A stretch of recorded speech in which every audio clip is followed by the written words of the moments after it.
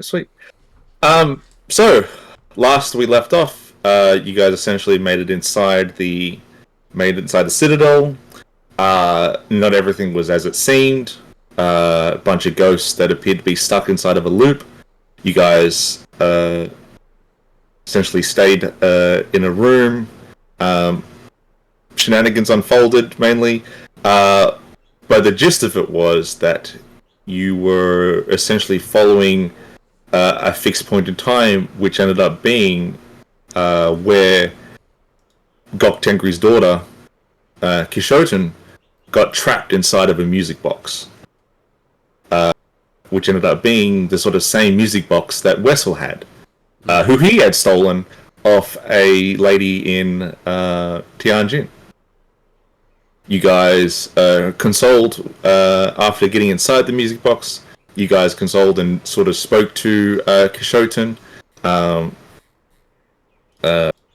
just in about like how she ended up there, what might be going on.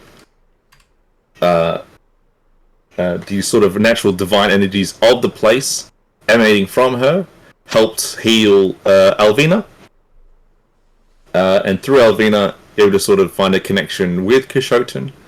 Unfortunately, you guys weren't the first to meet Kishoten in her long stay within the music box.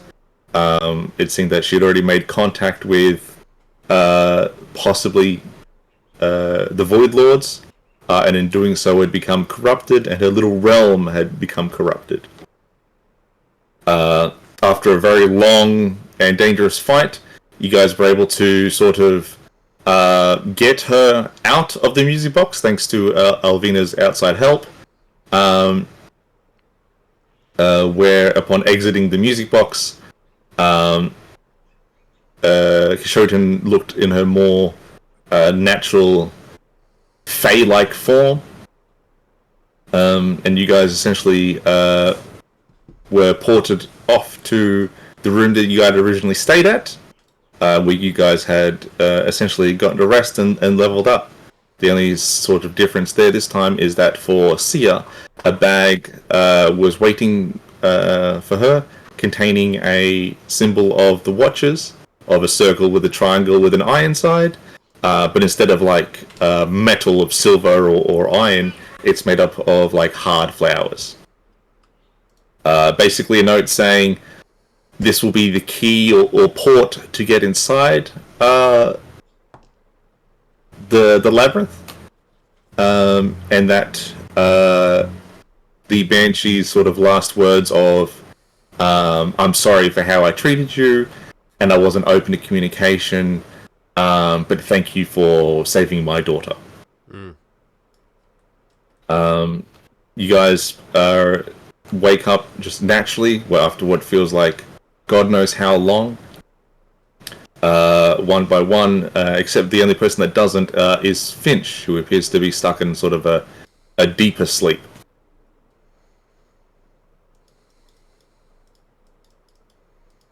Right.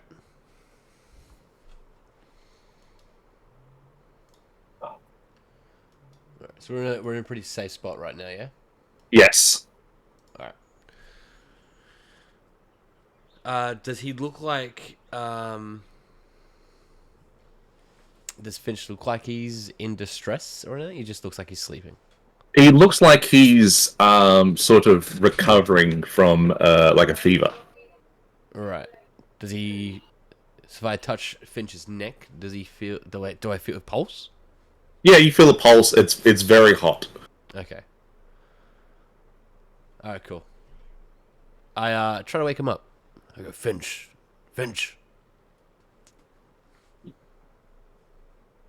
There's no response.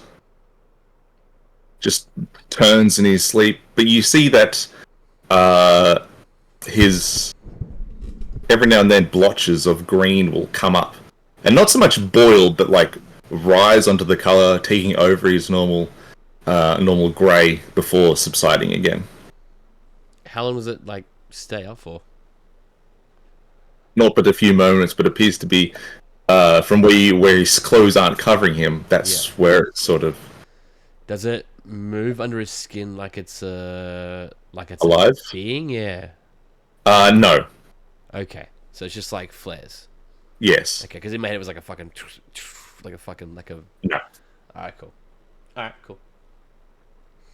And it's just us four in the room. Yes, just you four. All right. I approach the others and I say, I don't know if Finch is alright. I think he might be under some sort of spell or something.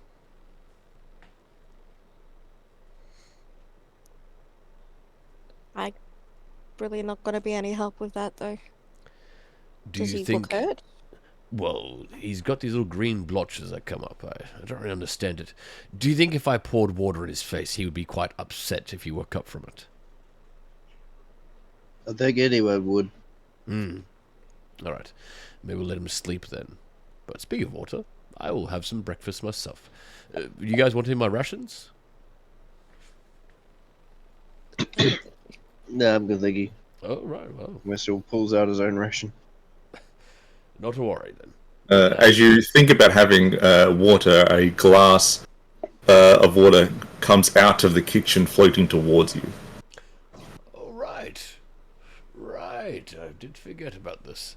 Alright, thank you for the water. And I drink the water. It tastes just like water. My eyes squint a little bit ago. I wonder. I think Finch would like a nice breakfast. Can I get Finch a barley soju?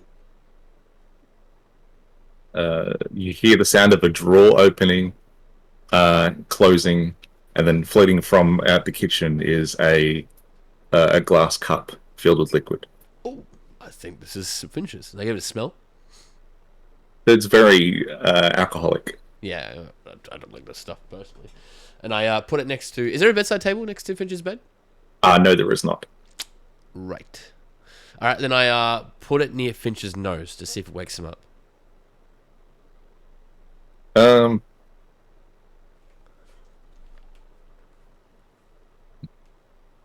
You see Finch sort of start to stir. Ooh. And I just like get it closer to him. And maybe like I get like a little splash onto his lips. The water sort of like startles and wakes him up. Oh. Oh, good. Finch, is the rest of your drink? I got it for you. I didn't realize that the servant could make it again. I forgot about that. And I like put it on the floor next to his bed. You notice that the realization that when you were here before, there was a very visible ghost that sort of brought the food, whereas this time there is none of that visibility. Very similar to the huntsman. Drunken huntsman, yes. Yeah, sweet, awesome, cool. Then I have somewhat of a trust of it, so I will think about it again and I go... I don't remember what I had exactly, but what was the nice dinner that I had at the very expensive place in Nangchang? Oh, What the fuck did I eat? Fucking, Yeah, in my head it was four churros pretty and roast, but I don't think that was it.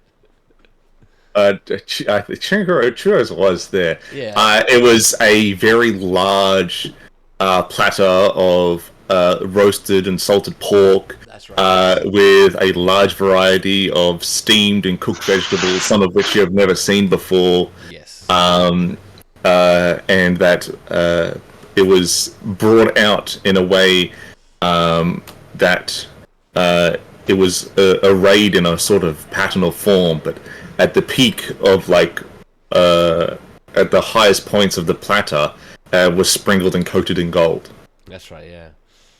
Very expensive. I will have a plate of that, I think. I say I would have some salted roasted pork with some steamed vegetables covered in salt, not gold.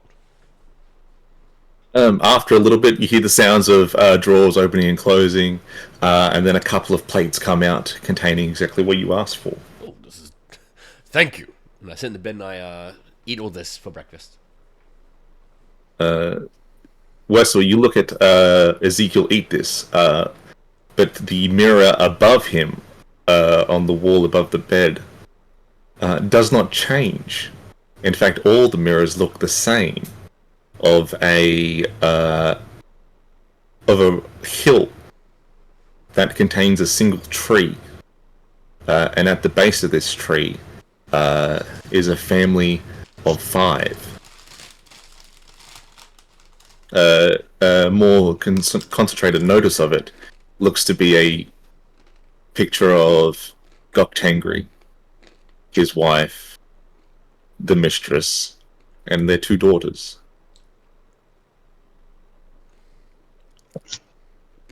He's just gonna tilt his head and just look at it, really. Just interested in it. After a moment, there is a knock on the door, with no exclamation as to who it might be. I'm like halfway through a fork, like, Wessel, do you mind getting the door? If it involves getting me stabbed, I mind, and he just carefully goes and opens the door. With the punch dagger drawn behind his back. Understandable. You come up to the door and open it, and they're standing outside, sort of waiting for you at attention, 2 Yellow Lotus members. Well, that's cool. Isn't that... They're the dudes that were with us in the labyrinth, wasn't it? Yeah. Yes. Alright. Ezekiel. Rush. Alright. And I stand up with my plate of salted pork and I come with the fork and go, oh! It was good to see you again. They take off their face masks, revealing that their mouths are still sewn shut, and one of the 2 of them hands out a piece of paper. Alright. Please take my bowl and plate.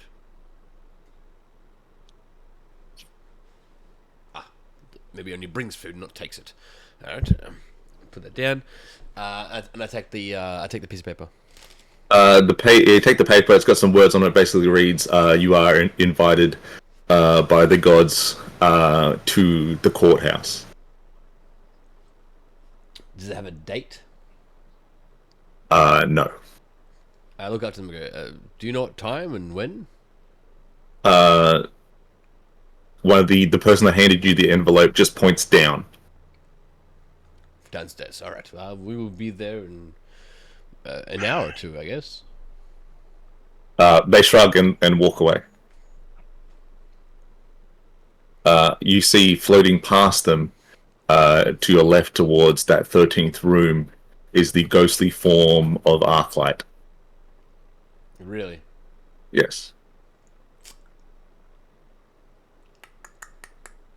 He pays no heed or attention to both the Yellow Lotus members or you and Wessel. I close the door.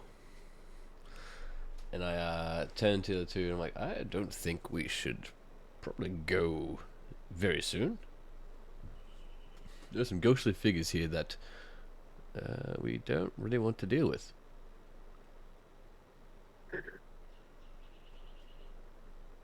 Oh, what was the invitation? Oh, there's I'll read it again. At the courthouse, there's it was a dinner, right? No, you've just been invited to go to the courthouse. Oh, was going to be invited. I was just been an invitation to the courthouse, which is downwards, I believe. But I don't have no date or time. Well, who sent it? I didn't think I actually saw his signature on there. There's no signature. It just says you are hereby invited by the gods to the courthouse. The gods invited us. Right. Don't ask me which ones. I presume the Tenderies, but I don't know. Well, it's up to them to get us out of here, so we might as well go visit. That's true. Well, I'll finish my meal and get dressed, and then once finished and you 2 are ready to go, we'll head down.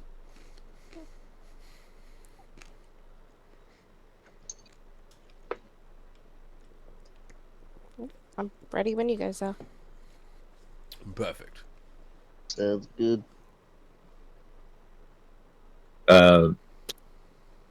Finch looks as well as could be, but he's still got. It's not so much.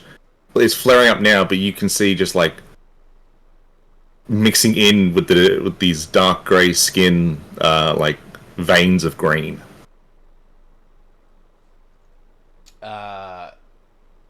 If Brendan is possibly back and is available to talk, I asked Finch about like, Finch, are you feeling okay?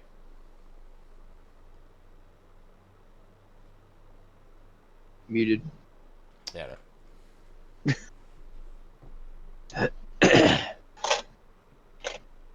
You might be muted, Brandon. Please fix.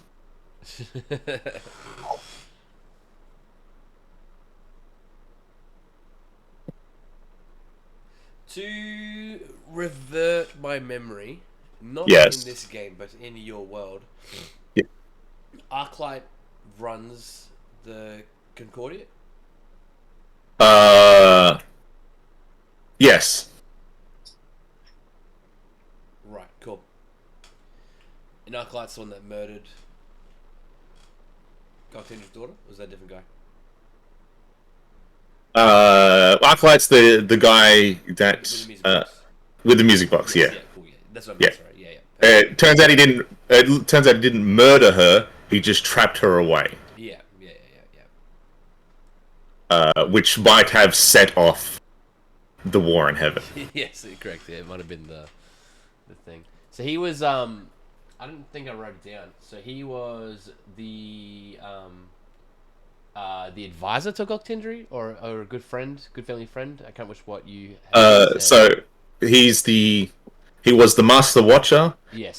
He sort of helped create the Watchers as a form of defense against bad tidings, against what is perceived to be the like love child creation between Goktengri and his wife. But essentially he managed to get into the good graces of Goktengri, become a sort of a valued immortal confidant. Yeah.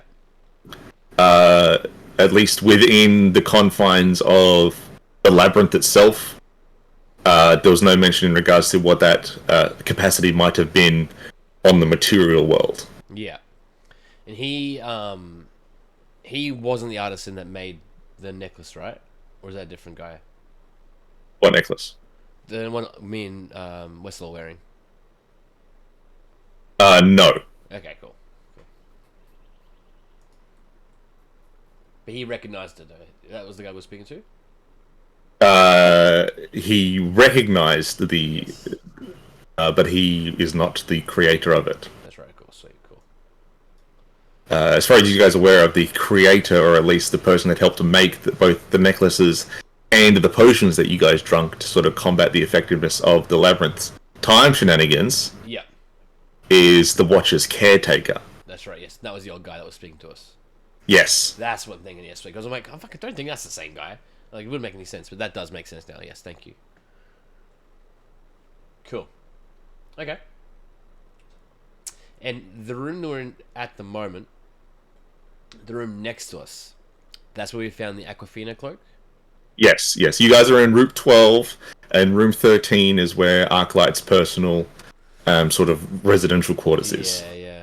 Containing the pile of ash, the remnants of the Aquafina cloak, books and ledgers containing all sorts of old information in languages that none of you are familiar with. Yeah. But it also contained a chest with 2 very dark, very evil books.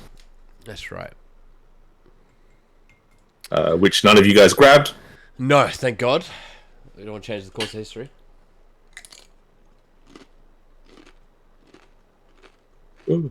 Brandon, are you back, my friend? Yeah. Sorry, I'm looking for my dice. I don't know where the fuck it went. So basically, Brandon, your sleep was a little bit harder than everybody else's because your emerald gem finally healed. And thus you no longer suffer the consequences of having a cracked gem. Excellent. And right now, essentially, the group's been sort of summoned / welcomed to the courthouse via the gods. No name given. The courthouse. Yes.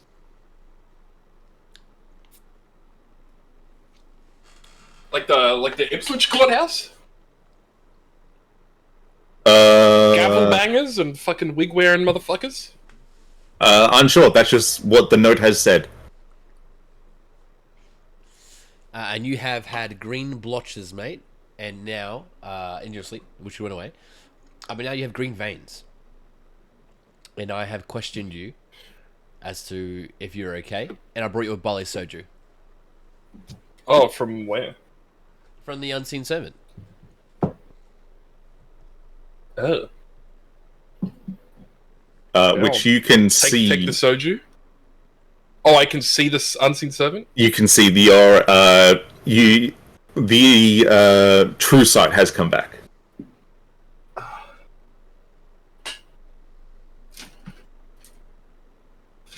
Masmiad. Wonderful news.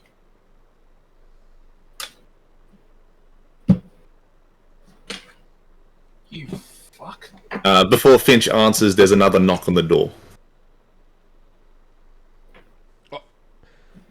I'll answer this one, Whistle. I'll do. And I go to the door. Is it open inwards or outwards? Inwards. Okay, I open a go. Like, peer in so I can quickly see who it is, and I open the door. If I feel safe. I don't know if you feel safe or not. So, but what I'm saying is, I'm gonna, like... So, let's say this is it. I open the door like this, I go... Like, in one continuous motion, I don't stop. But if I see someone with a weapon towards me, I go, oh. You know what I mean? Oh, okay. Cautious. Alright. Sorry, yes. Okay. I'm slightly cautious. But if I see someone, they look fine, I will open the door completely and welcome. Alright, sweet. Open the door and getting a sort of visual in regards to who's knocking at it. Yeah. It is the ghost of the sort of general or captain from before. Okay, cool. Yeah. And oh, hello. You're Bon. No, that's a different person. That's a Simeon. I just say hello. He goes, "Oh, I have guests in the room. You do not look like the guests from before. Forgive me." I turn to the fellas. I'm like, sorry, no, we were put here by someone important. The Queen has returned? Yes, she has. And I was not made aware of it. Either way, enjoy your stay. And then he just floats through the floor. Excuse me real quick. But he does not return. Maybe he's going to the courthouse also. Right. We're going to head out in 20 or so minutes, Finch, if you want to get yourself ready and, dressed and all that good things. Yeah, okay. Are you feeling okay? You've got green veins. I don't know if you can see that. I feel better, actually. Well, that's good. That's really good. A good mattress then, yes? Did I sleep on one? Yes, look at this bed. Is the mirror still the same? The mirror still looks the same, of a hill with a single tree on it, of a family of 5. This is my first time seeing that, right? Yes. That catches my eye, and I kind of walk up towards it. Okay, what are you? I'm gonna go ask him what he's singing about. But then I look at the other beds, and I see they're all the same as well. Yeah, they're all the same. What does this mean?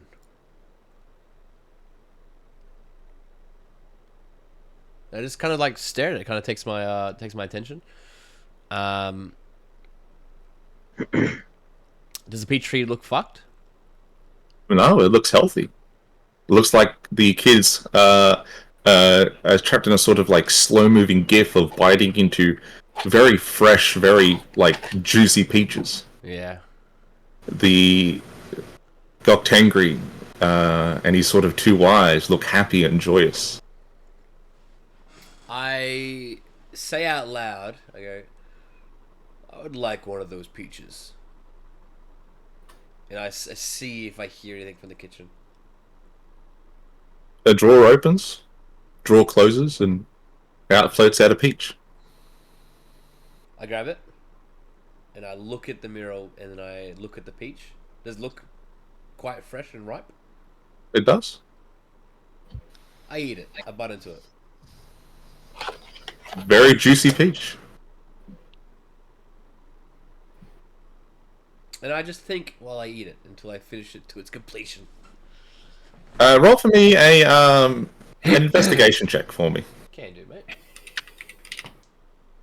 There's a dirty 20, dude. Looking at it, it sort of looks like maybe a memory. Right. But you've sort of, with your personal experience with these sort of mirrors before, they go by what someone's thinking. And this hasn't happened. No. Then I think about it. You think about it's possibly a case of what could have been. Yeah. When the guy that floated through the floor, the general guy, when we last saw him in the previous iteration of this room, did he say the same things? Thereabouts. I think about it again and I go, what if another loop?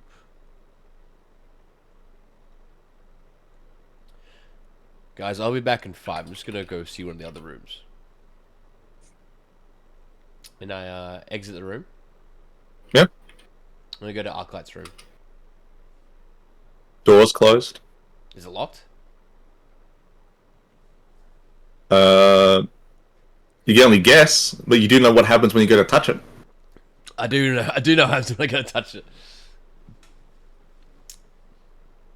I'd like to watch from the doorway. Like, hiding behind the door, like, just peek my head out. Is there 2 things? One, Yes. the Aquafina cloak. Yeah. Was that on the floor?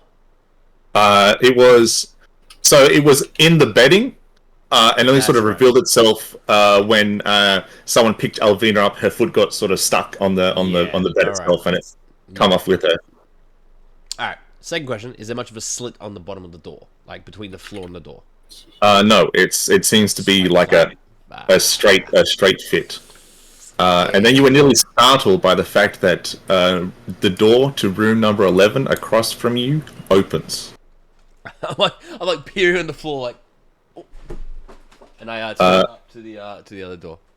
And then stepping outside of that door are about three and then 4 Yellow Lotus members. Oh, hello. And I stand back up and I go, oh, how did you sleep well? They look down at you, they give you a thumbs up, and they walk down the hall. You notice that they are all still fully armed. Yeah. Huh. I stand up, and did we go into room 11 when we were here last time? No, all other doors were locked. That's right. All right, cool. I'm gonna peer into room. Oh, did they close the door behind them? No, they did not. I'm gonna have a little peer into their room. You peer inside, and nothing really sort of different. It looks like the same as your room. You can see that as you look forward, you can see another mirror, which has the same sort of slow-moving GIF of the ones in your room. Yes. Yeah. Right. Okay. All right. The Cool. only sort of thing different is that at the base of one of the beds, you can see is a couple of bags. Nah, I'm not gonna snoop through people's bags. I'm not gonna do that. All right. Cool. All right. I go back to our room. Actually, no, I don't. I'm gonna go into. No, I will. Yeah, I will. I'll go back to our room. And I just go back in and I go. It's odd. One of the Lotus guys just came out of their room. 4 of them. And 3 of them? 4 of them. 3 of them. 4 of them. 4, yeah. And on their mirror was the same image as ours. That is odd, right? Not really. Yeah, you reckon? No. When you go to like a hotel or something, it's not uncommon to use the same decorations, so I can't imagine it'd be any different here. Yes, but these mirrors change to your thoughts, to your memories. Like if I sit down in this bed, and I go to remember back to power bombing the reporter. Does the mirror change? The mirror does not change. See, all previous times we said these mirror changes to what you're thinking, or your memory or something. Is this a mirror or is this a painting? Well, it's moving. Can paintings not move? I don't think so. They're paintings, aren't they? How many paintings do you know that move? Well, when Are you see really a trying to apply logic in a place like this? I've just given up at this point. Well, I guess that is fair. We are still in Labyrinth. Right. Well, are we ready to go to the courthouse? Yes.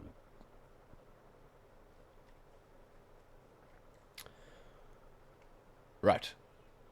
Well, I would say let's us go down there, but let's be prepared for possibly some combat. The Lotus members went down fully armed. Maybe they can't change that, or maybe they don't have street clothes, but I would say we get down there and just prepare. Be prepared, I should say.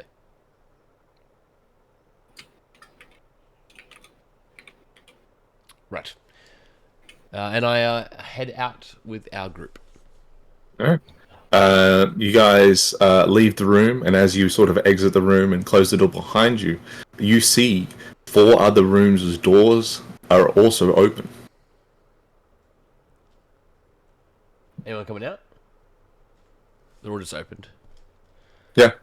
Seems like they've all been invited to the courthouse. Does that concern you at all? That we're all being brought into one place? As far as we know, the only other people that have walked out of Yellow Lotus, maybe they're going home too. No, I saw Arclight go through. I mean, it's a ghost figure of him, but it was still him. Was he leaving or going to his room? I was coming from his room. I didn't check his room because last time we did that, kabooms happened. But I just have a bad feeling of this.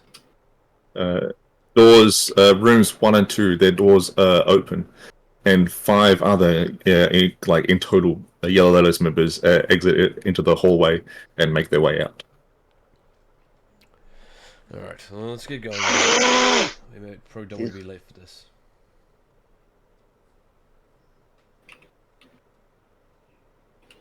Following the Yellow Lotus members through the halls and the paths of the Citadel, making your way towards a sort of, I wouldn't say like a hallway that you guys have been before, one that sort of leads further down towards where one of the kitchens is.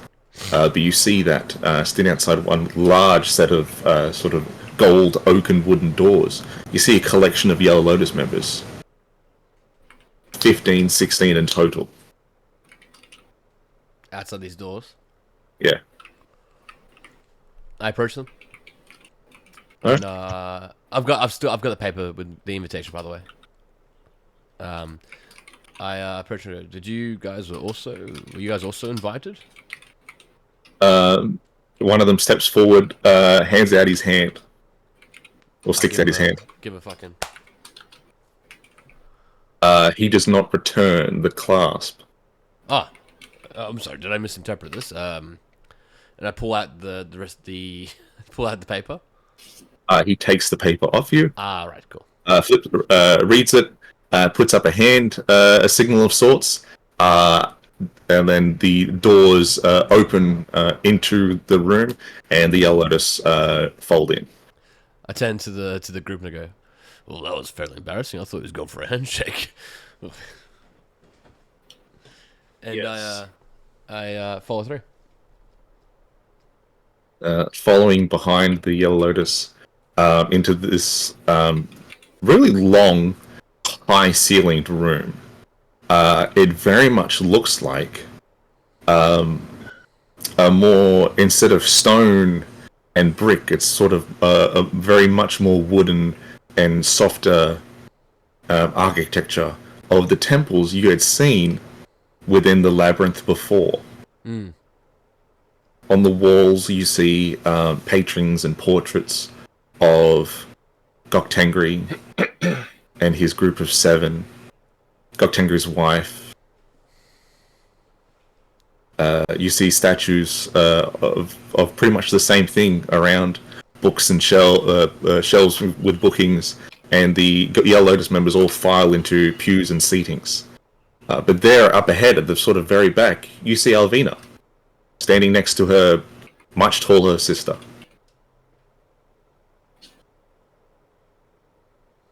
I wave it down. She looks up, waves back, and then continues talking to her sister. And I kind of look for a pew that is free, mate. You are flagged by one of the Yellow Lotus members. Yeah. That sort of gestures the group to the very front. Cool. I go to the front and sit down.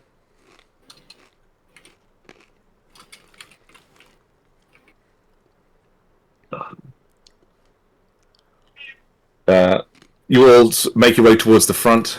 Alvina quits her conversation with her sister, comes up to you guys in this sort of like very regal, formal-looking Arcosian sort of royalty wear.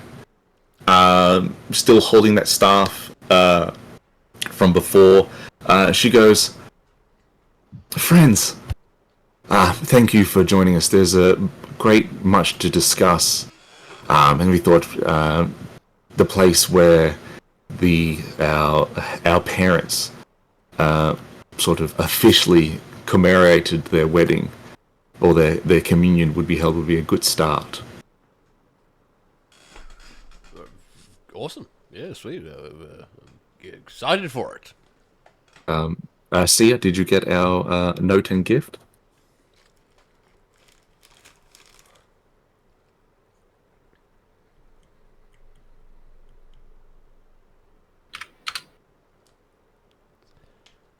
I was muted.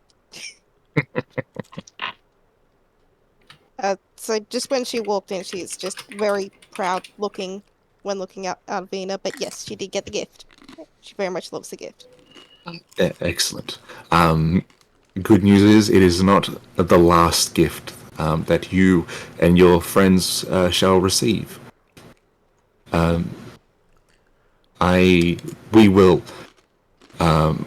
We have a way for you guys to leave. And though that beacon that Sia holds can bring you back, you're not stuck here forever. Well, that's good.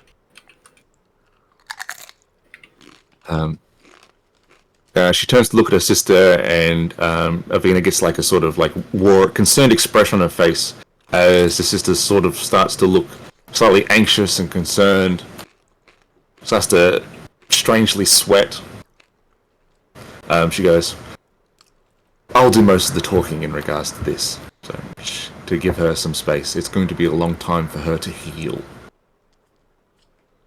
Yeah, of course. And then she steps back up to the sort of podium with her sister, and she goes, "Thank you all for coming here." She gestures towards you guys. She goes, "Much thank you to you and to the Yellow Lotus for sort of in their task that they have inadvertently helped succeed. And for that, me and my sister are very much thankful.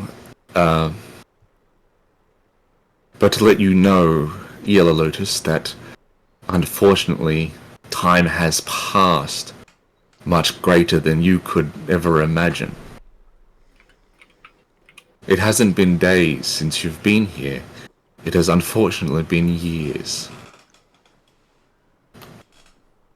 There is no mention or movement from the Yellow Lotus members.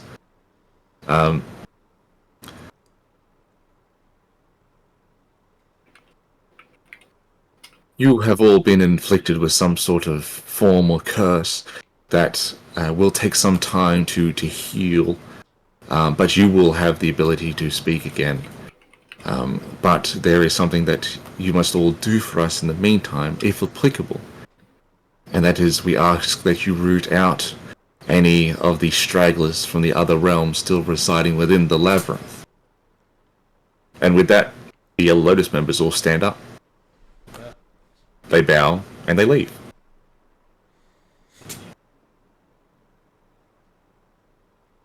Alvina looks sort of concerned and surprised that they are sort of just doing this straight away. Yeah.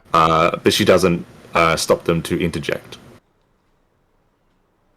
Then she sort of just like, oh, I guess that's it then.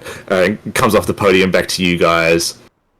And she goes, right, well, the beacon has been fixed.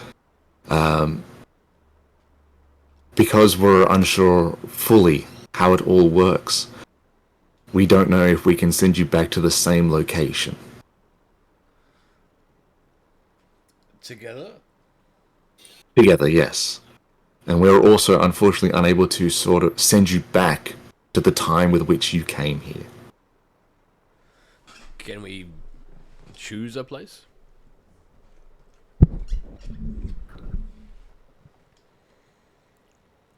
We don't know.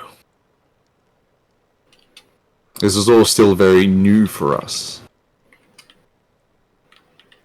And in regards to how this place works, our new home, and how the material world works, thanks to my sort of nabbing of Sia's memories, it's all still very much a work in progress. Right. So be it. We don't have a lot of godly power. We have some, but it appears that in this new day and age, it's not like it was before, where gods walked the earth and all that.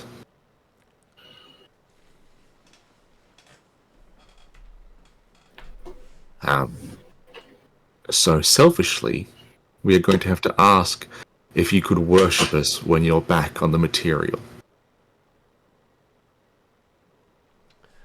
Yes. Worship you. Yes. There is only one that I worship. It's the Queen of Cats. I'm sorry, I can't. And that's totally fine, Ezekiel. This isn't a demand. We're not forcing you to. It's just a humble request that if you could, that would help. And if you could spread the word, that would be fantastic. I will spread word. From what I'm able to gather, for the most part, since the war in heaven, the gods that lived were barred behind divine gates.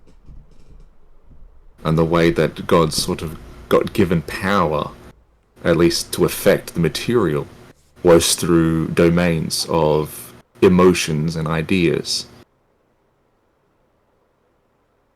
She looks at her sister, back to you guys, and she goes, ones that aren't available in Arcosis, at least, are the emotions and ideas of hope and forgiveness.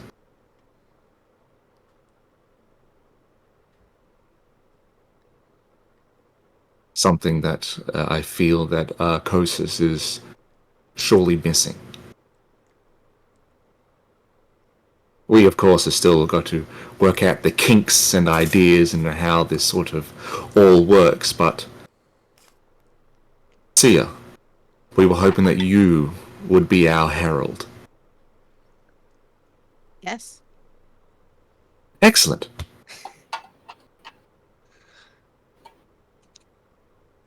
Finch, it's good to see that you're looking well. Feeling well, also. Yes,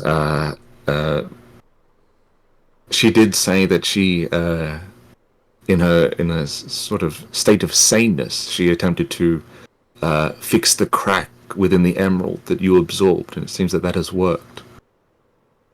Yeah, I was a little worried that that was not what was happening, but yeah, I feel healed.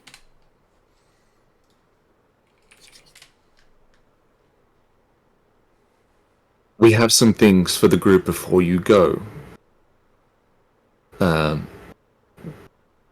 We don't have much, but it was the best we could do in regards to what the Citadel holds and the Greater Labyrinth as well. Unfortunately, the Citadel does not have much of everyday items, but it does have weapons.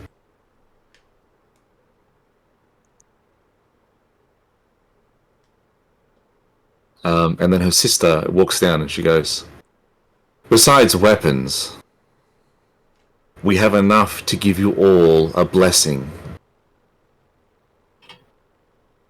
While you were asleep, we passed through your mind and some of your memories. I apologize for the privacy exploit." She raises. Broken? Oh, hang on. She raises her hand up, and each and every one of you feels a swelling of something. But to you, Ezekiel, very divine swelling. Alright, cool.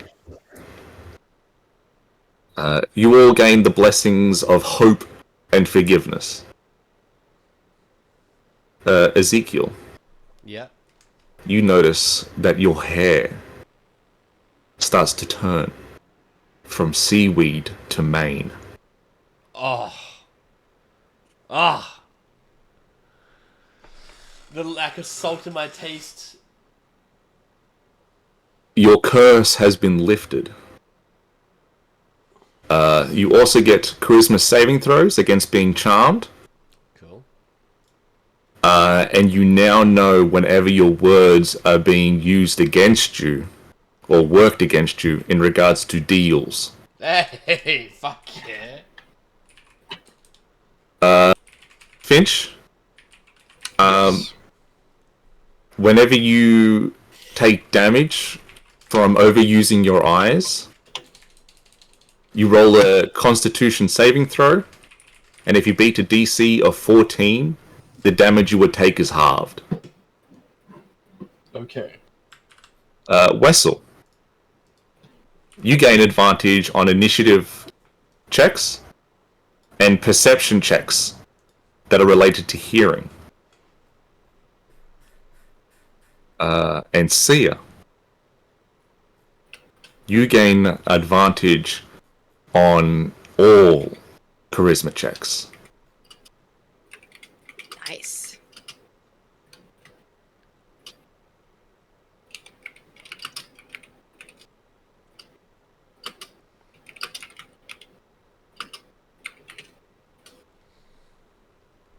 We, of course, don't... My memory, as old as it is, refers to ages that have come and gone, where my father and my mother and me walked the earth. And back then, power was forever at the fingertips. This new age, this third age, I will take some time and understanding. So I am unfortunately going to have to rely on you guys to create this new religion. A set of tenets.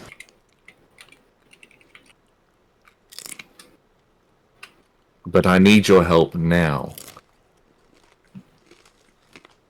in regards to a matter close at heart.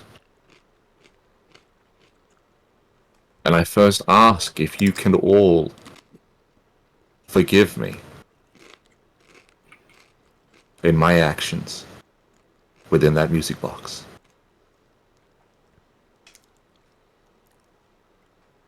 Within the box. Yes, for I tried to kill you all. Sia just hugs her. The apology is unnecessary. We were working to save you, actually, rather than fight you. Well, that gives me some great joy as she attempts to fight back tears. But the second matter is that I need help in whether or not I should forgive the man that put me there. And she raises up her left hand, and as she raises it up, the ghostly figure of Arclight raises with it through the floor.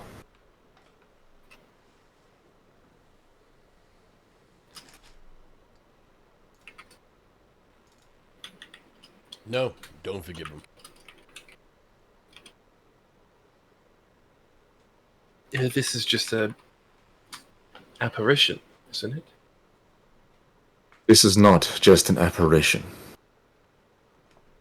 Arclight, in this place, in this ghostly form, this is his holding. This is where he goes when he dies, before he is reincarnated.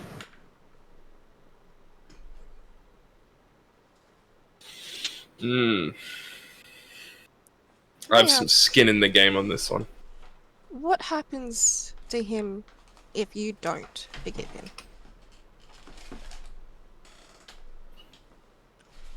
If I don't forgive him, if I choose not to, I have the power to destroy his phylactery, the thing keeping him here in this form before he is revived in the material.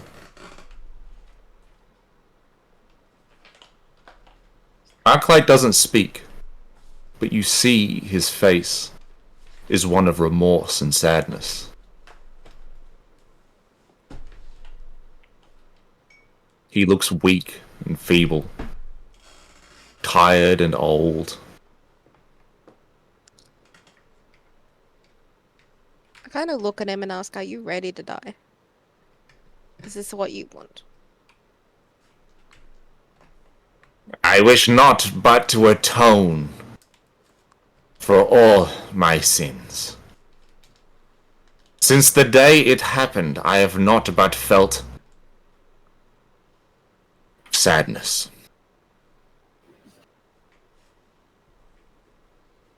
I was blinded, and I was taken advantage of because I wanted to be taken advantage of, because I was told that my wife, my son, could be brought back to me, and I believed what I now see were lies.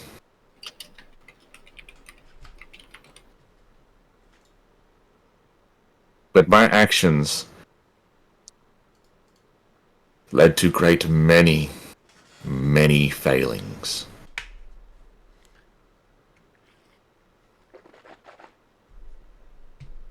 And you should pay for those failings.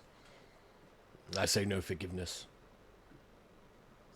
No one can make the decision on whether or not you forgive him, but whether or not he should atone for his sins, I believe he should.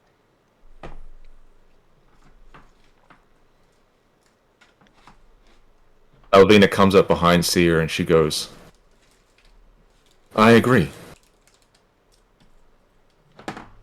He has the capacity.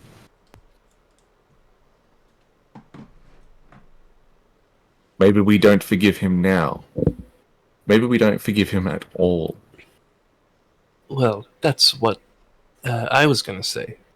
If it helps with the decision making, forgiving him in this case is actually optional. If he is willing to put in work to earn it. You can forgive him now, and he can work on himself, or you can forgive him once he has worked to earn it. If he ever does. I hate to say it, sister, but through redemption, he could help us.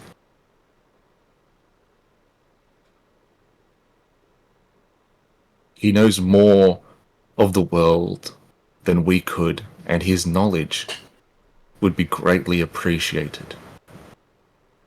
As dark as where that knowledge comes from.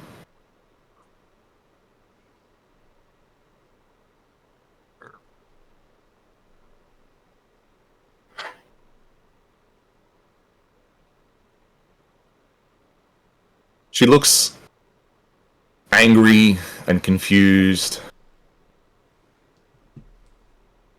Fine. Whoosh. And she throws him, but he just sort of disappears.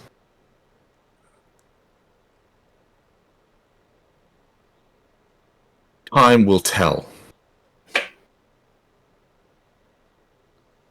But I believe in what you all say.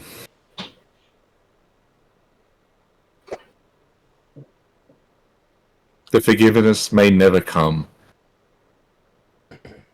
but that doesn't mean he still can't atone for what he has done.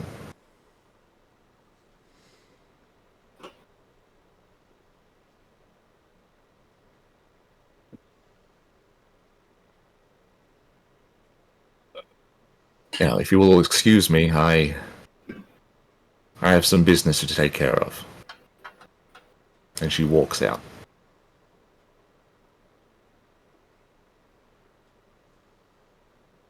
As she does so, Alvina sort of goes, "Oh, better than I expected, I guess." What do you expect? Upset she is, I'm very proud. Well, I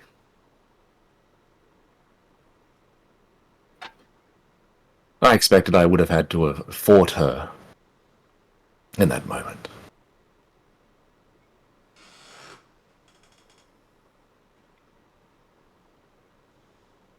As terrible as what Arclight did or has done, my hope is that through letting him live, so to speak, we're able to help us.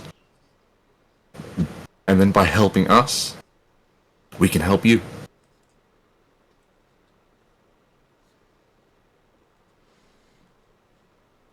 Right.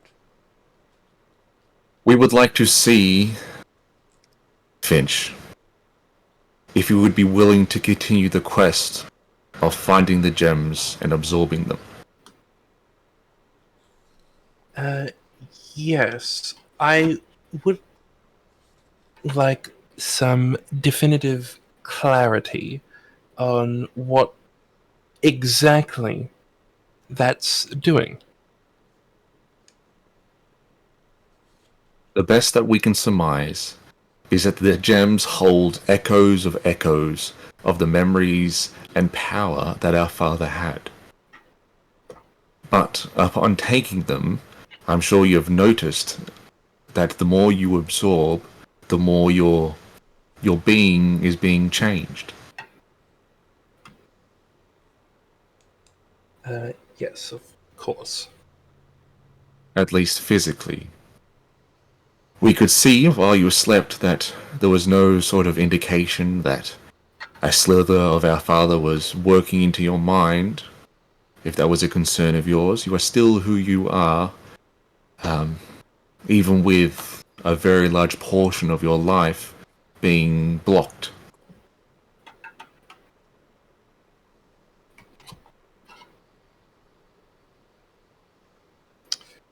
Well, if you don't have the answers, then that's fine. But yes, my I just wanted to finally know what exactly this was working towards. As best as we can gather, with what little information we could glean from your all available memories while you slept, was that you were just being sort of used as a focal point to attempt to resurrect Gogtengri for a second time. A second time? Um, from what we could glean, the first attempt had a catastrophic failure. Oh, right. The reason as to why or how, I do not know. But I fear it may be because they might have missed something, or were missing something. An item, a key component. I don't know.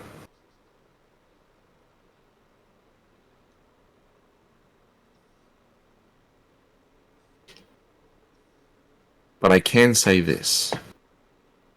At the end of this journey, Finch, you will not need to rely on a haphazard ritual to get it done. We will help you with it.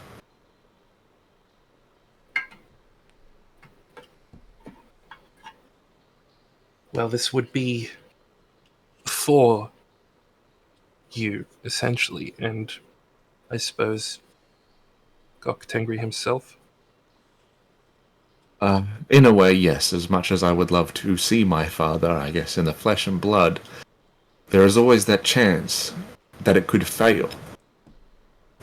But our hope is that, with our help, a more godly touch won't result in the catastrophe that happened before.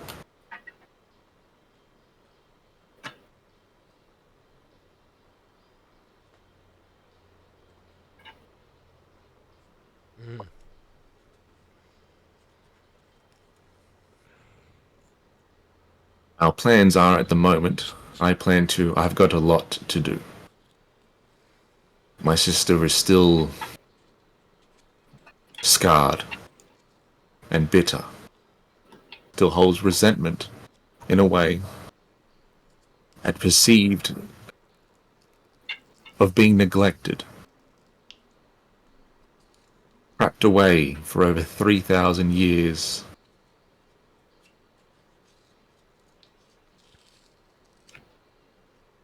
So, I've got to work on that. The Yellow Lotus members, what little that are left, I can cure them of their curse of not being able to speak, but of course Sia already knows that I can communicate through the mind, and I have learned that they are willing to stay, and they will be our first protectors. Well, that's convenient. We're going to attempt to close the labyrinth off. We're going to attempt to close and shut down all remaining connectors between this place and anywhere else. Which is why when we send you away, besides the porter that Sia has been given, all doors will be closed behind you.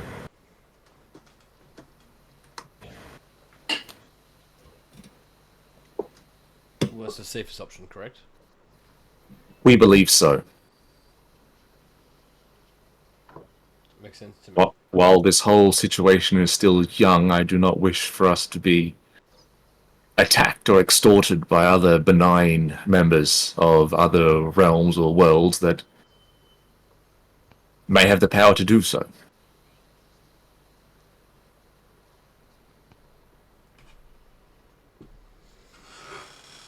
Well, it's best to keep it safe. Wessel, something I'd like to bring up is that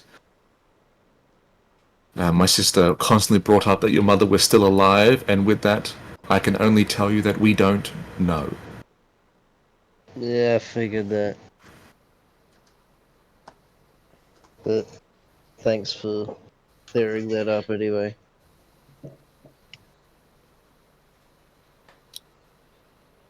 But we did use... But the man you are after is still alive.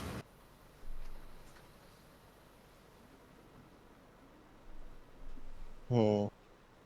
He's still in Narcosis, but that's about as far as we could view. So my job isn't done yet.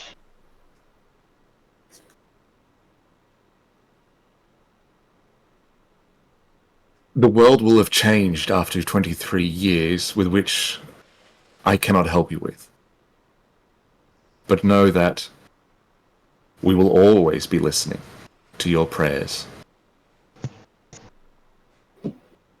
And given enough time, may be able to help you all in ways other than... Well, Tengri knows what. Surely it hasn't changed too much. One can only hope.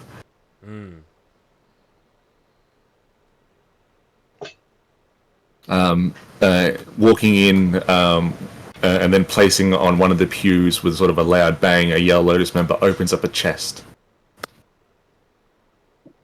These were grabbed from the arsenal storage within the Citadel. We sort of picked out weapons that hopefully corroborated personally with your attitudes. Right. Finch, there is a quarterstaff for you. For Ezekiel, there is a longsword. Yeah. For Wessel, there are strange-looking punch daggers. Except for you, Sia. Your weapon is personal to you because of your friend. Yes. And with that, I can only grant you this. She reaches out, touches the hilt of the blade. While you carry that, you shall know no fear. Like they knew no fear. And while you carry that weapon, you gain advantage on attempts to be feared or terrored. Okay. You all sort of reach out for your appropriate weapons, and you all automatically attune to them. Cool. Ezekiel, you have a +2 longsword. That if you score a critical hit, you deal an additional 4d6 radiant damage. Damn. Finch, the quarterstaff, made of like an ivory wood, wrapped around in a sort of golden ribbon, is a +2 quarterstaff, and when you score a critical hit, the person that you scored it on is automatically stunned.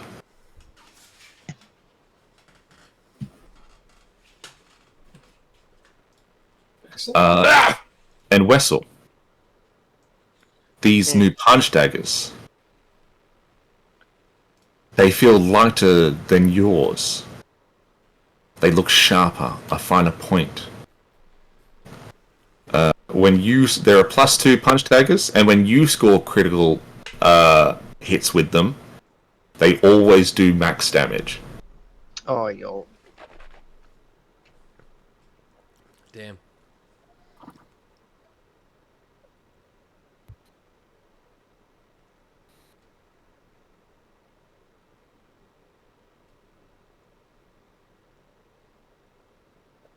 I guess with that out of the way, let us make our way towards the beacon,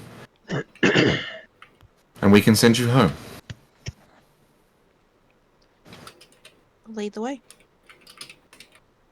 And with that, you follow her to where you first found the beacon.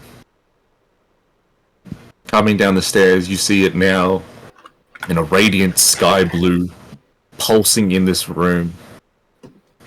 But instead of like a dark stone walls, floor, and roof, it's now more of like a soft garden bed grass. Small flowers growing around in blotches. The sister already waiting there. Cool.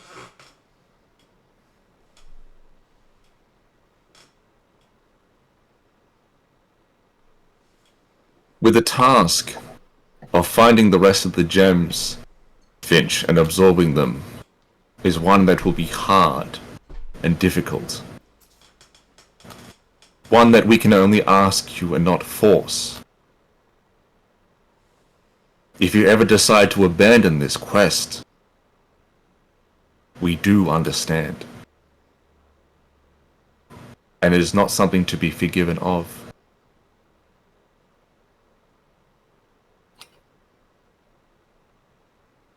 I don't see a reason to stop just yet.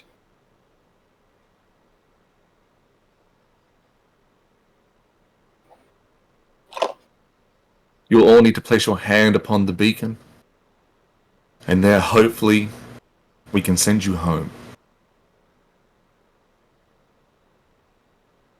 A new hand touches the beacon. I put out my hand, and one hand through my mane. This will also put a hand on thingy, the beacon, not Ezekiel's main. And Sia will follow. Yep. You all put your hands to the beacon, and it is warm, and it vibrates. But there is no sound. Looking back at Alvina and Kashotan, you see their mouths move, but you hear nothing. And then you start to hear a small, whirling buzz sound. Almost that of like a mosquito. That only increases in volume and magnitude. Until eventually you feel like you might go deaf.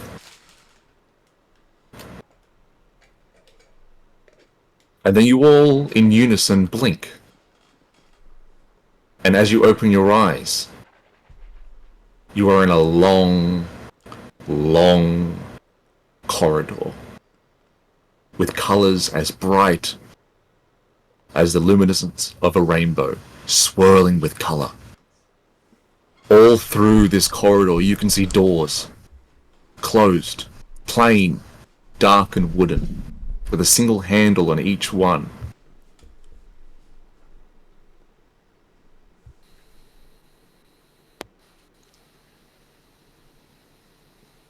And you feel there is no wind, there is no air, but you can breathe.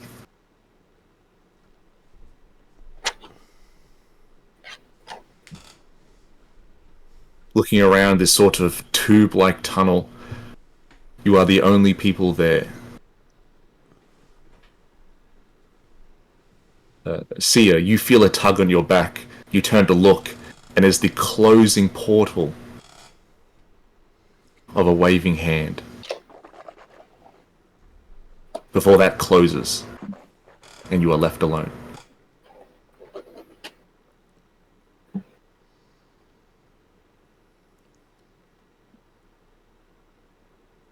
Okay.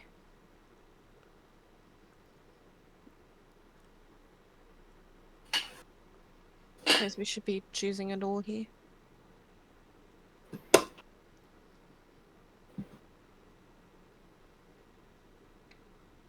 Coming up to one of the doors, you realize that as you go to touch the door handle, it instantly rusts, turns to dust. The door now unable to be opened. Shit. We try another? And again, it happens the same. Let's just walk down the hallway then.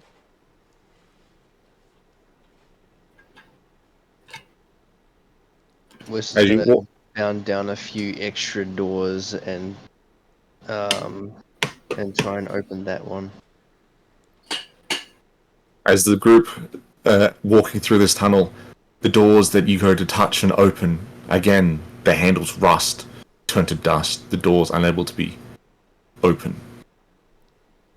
Wessel, after turning to another door up ahead, you go to turn it. Before you touch it, the handle turns. And the door starts to move into the tunnel. Got a live one here. Looking through the gap, there is a figure of dark eminence. A singular, multi-formed Arcosian. An amalgamation of moving heads of goblin, hobgoblin, bugbear. The body mutating between each size and shape. You feel, Wessel, that if you do not close the door on this creature... Closes it. Slams it, in fact. roll a strength throw for me, please.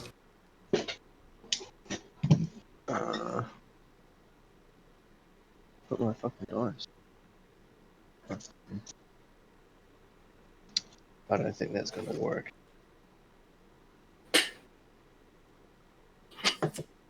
Oh, yeah, no, that's... Mathematically, that is a 0. Oh no. Mathematically. I rolled a 2 and I have a -2 to strength. You have a -2? Yeah, Wessel's fucking weak, dude. He's a little rabbit. You go to push back, to push the door close. And as you do so, there is a push. This creature is trying to get in. It doesn't say anything. You don't hear anything. But you feel it. This feeling emanates from the door into the tunnel. It's a feeling of rage. Ezekiel! Yes, coming. And I go to help him close this door. Running down, helping barge up, and just your basic strength alone, you're able to push it close against it. And as you do so, the handle turns to dust. The door unable to be opened. You turn back to Finch and Sia, and as you do, down far, this long tube of colours, you see it start to shatter away. Oh, This tunnel is starting to collapse. We need to find a door quick. not that fucking one. Well, obviously not. It's closed now. Let's go. Let's go. And I go the next one to the right. Again, you go, the handle turns to rust. I feel like we just need to go to the end of this tunnel. Let's just run down. Yeah, fuck it. As you all... I need everyone to roll me whether they want to be act like a movement of their choice skill. As in like athletics or... Yeah, any skill that they perceive might help them in regards to running. Athletics for sure. Athletics. Well, that's not good. That's a 9. That's a 2 plus 7. 18. What other types of movement would you accept other than athletics? Any that you perceive might help you. You have good dex, don't you? Like acrobatics? Yeah, but I don't know how it's like- acrobatics would help. Yeah, Yeah, flip it's it. like balancing and I mean, jumping is a strength-based thing. I suppose Wessel bounds or something. I also feel like dexterity is a good basis for agility. Yeah. That's changing directions really quickly. We're not running away from a croc. We're not doing zigzags. Maybe he can. Maybe jumping zigzags is Can good. can I just use my good old-fashioned monk speed and just start spamming Step of the Wind? That will help in this situation for what is about to happen. But I still need a movement And then check. I got cunning action dash, full action dash. Let's go. So pick a What skill. about- What about? Can I use my constitution for good breath control? You know. Because I'm adding the sum total of every roll against a couple of DCs. So I know how everyone can movement dash and all that jazz. Right. This is a dish something else. So can I do a raw constitution roll? I will allow you to do that, yes. 12. Alright. And Matt. Can I? Well, there goes my dice. Can I count this as an initiative roll? I will allow it, yes. Excellent. No, where's that other dude? Do you want to? And it was still fucking terrible.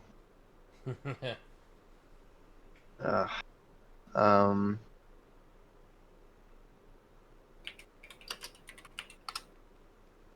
Oh, actually, mathematically, that's 13 so far. What the fuck is my 16? 16. Nice. Yep. For a total of 55. You all start to sprint it in escaping this collapsion of this long tunnel. To better describe what exactly this tunnel looks like, have you guys seen Castlevania on Netflix? Nope. No. Yeah. No. Alright then. That's okay, so I don't have to worry about that. Booking it. As you do so, each person going to a different door. Again, each door handle turning to rust and dust. You feel like you are keeping up with this sort of destruction of the tunnel. The color, as it like dissolves and breaks, the coloring sort of escapes to the surrounding, increasing the lighting and swirling colors of the whole tunnel itself. You get to a door, Seer, and just before you attempt to open it, the door opens inward. The horrific creation that Wessel and Ezekiel closed the door on is coming in.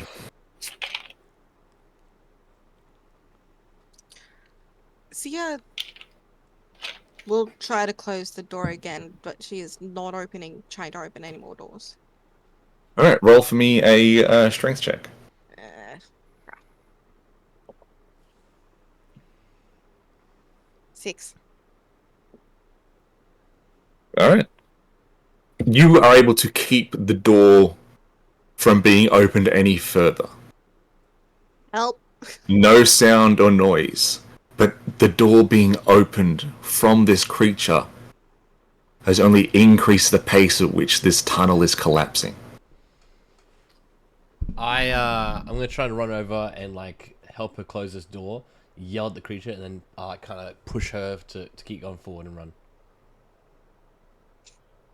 Alright? Strength check. Yep.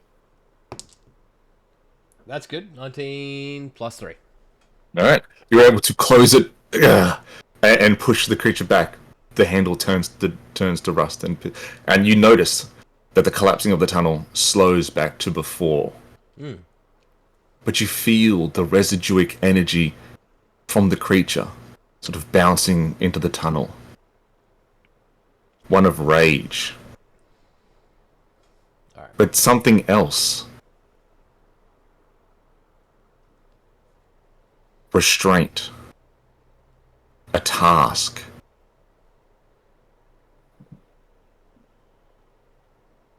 It needs to stop you.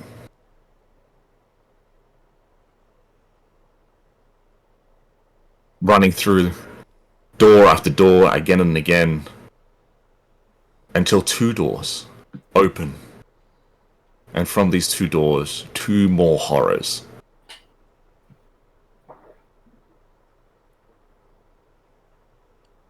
You can either attempt to close the doors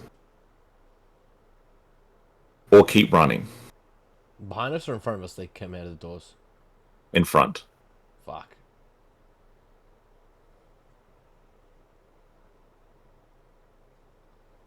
I'm going to attempt to close one of the doors.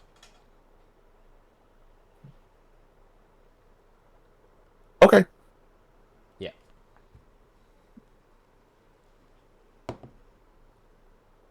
$16. You close it well. Seeing as the two doors open up in front of the group, you sprint ahead with a bout of energy and just hammer charge the door close, the handle rusting. The tunnel's speed, it's collapsing, doesn't slow down. It increases. Yeah.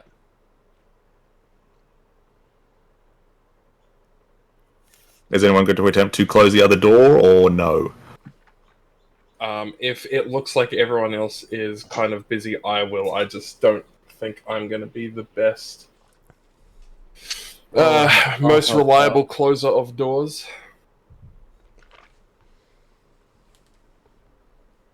I'll give him a hand.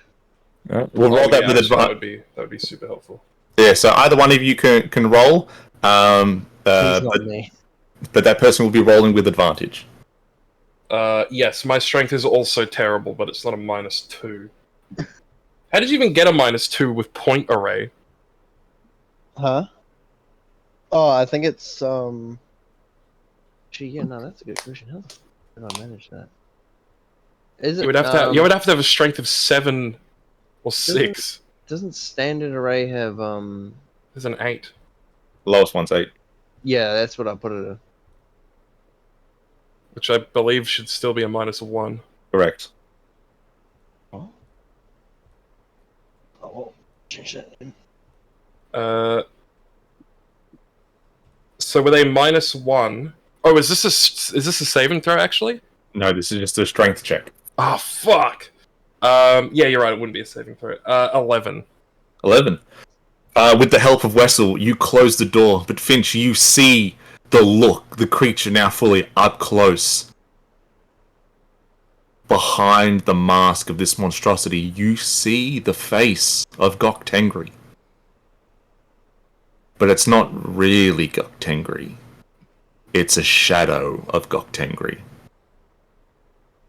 Not one shadow, but 8.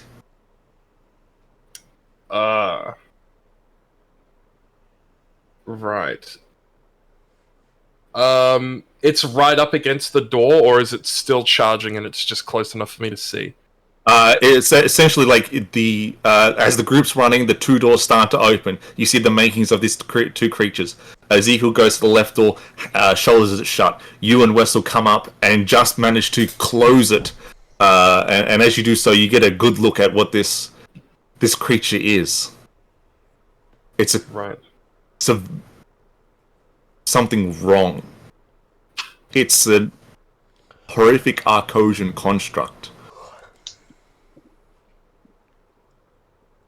created by the 8 Emperors. And just before you see it no more, Finch, the realization that the 8 Emperors know that you're here. And that they are trying to stop you from getting back. And also the information that I guess they are alive. I guess I have assumed that they were dead. Long dead. But still worshipped.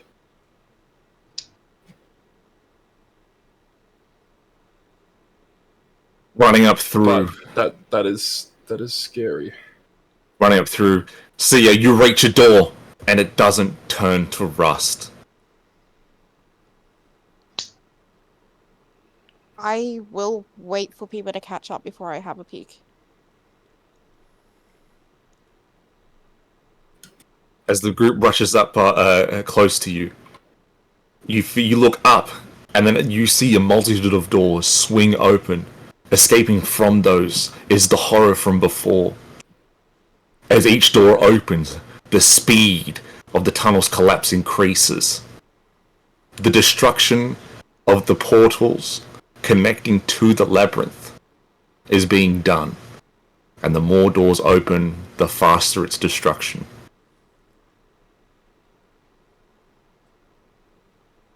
Whether or not this door leads to somewhere safe, you don't know.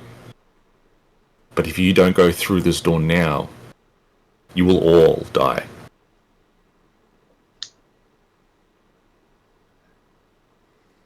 Well, I suppose that answers that question. I'll go through the door. Take a sharp turn into that door. You open the door, and it's visually just blackness. You push through, and then you fall, landing on your hands and knees into water. It's dark. And the only other sound besides your friends also falling into the water is the fact that you're not just on water, you're on wood. The breathing from your friends sort of gets drowned out by the groaning and creaking of a ship. Right. But not one that seems to be moving.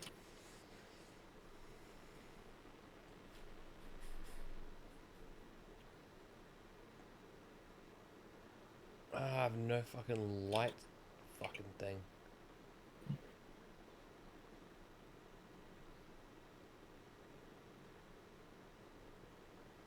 Is the doorway still next to us, or is that closed? Looking back, and there is no doorway to speak of.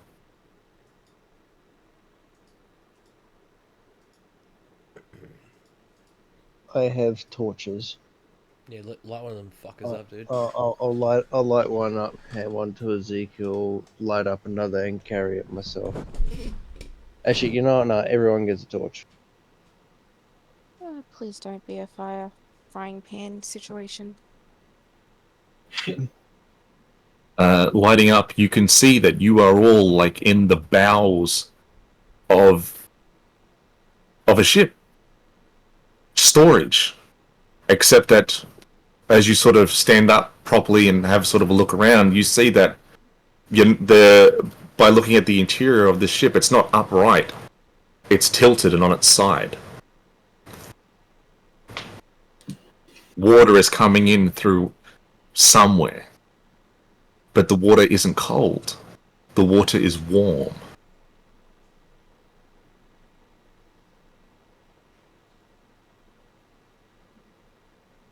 And besides the torches, there's no light coming in from anywhere else.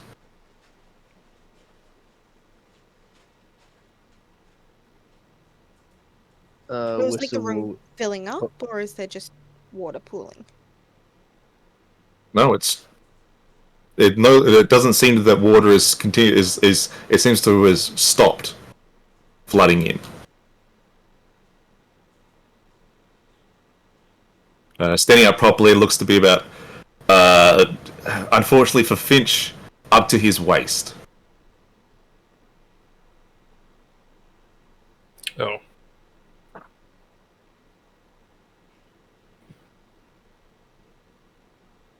The only other thing besides crates and barrels containing that have got symbols on them that looks like the signage of the Zaibatsu. But it's very different. Do I recognize it as Zaibatsu fucking logo? Part of it, yes. It's like a But support, right? Yeah. I'll whack it with my sword. I'll fucking just hit it instantly. You do, and it sort of like creaks and then breaks. The lid from it sort of falling off, and the thing that sort of escapes out and then floats onto the water is a corpse, a body, coated in black. What the fuck? Where the fuck have we been gone to? I'm gonna try and find a way out of the fucking cargo hold, wherever the fuck we're in. The body floats past, wearing a cloak, and it's got something in its hands, clutched tightly. I'll look at the corpse face and its object in hand. You turn the corpse over in the water, and you see that it's on this black cloak that it's wearing is a insignia of a broken peach tree, signifying it a member of the Blackened Sun. And in its hand is a skull, bleached white. What sort of skull is it? Like what species? Hard to tell, maybe hobgoblin, Right. but the skull has 2 onyxes in the eye sockets.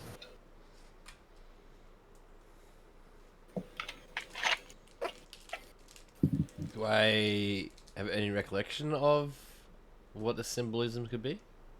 Roll a history check for me. That is going to be. It's a 9, dude. You're unsure.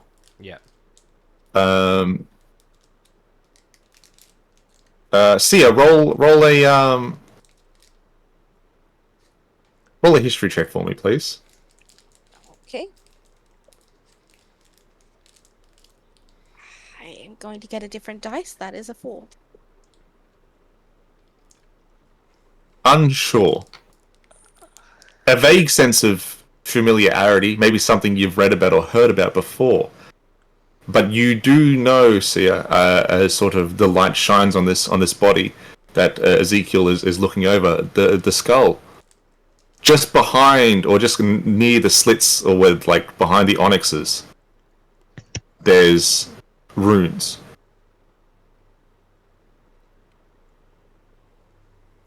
Magic has been cast on this skull. Can I try to identify? So I might not be able to read them, but could I know, like, try and figure out maybe what school they would be or something like that? Yeah. Skull. Yeah, roll Arcana for me. Slightly better. That's a 9. 9. The best you can make out is that it's a combination of conjuration and illusion. Okay. No idea what this is, but the magic says sort of like a conjuration illusion behind the eyes there. Illusion. Yeah.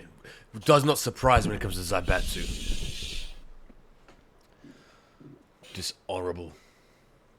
Wessel, as you sort of try to make your way out of the bows of the ship, going through, it's hard to really... It's disorientating at the way the ship is tilted and trying to get out. But the further you sort of climb up and out, the more bodies you find. Others cloaked in black. And there's certain other Arcosian individuals dressed in a sort of formal military uniform.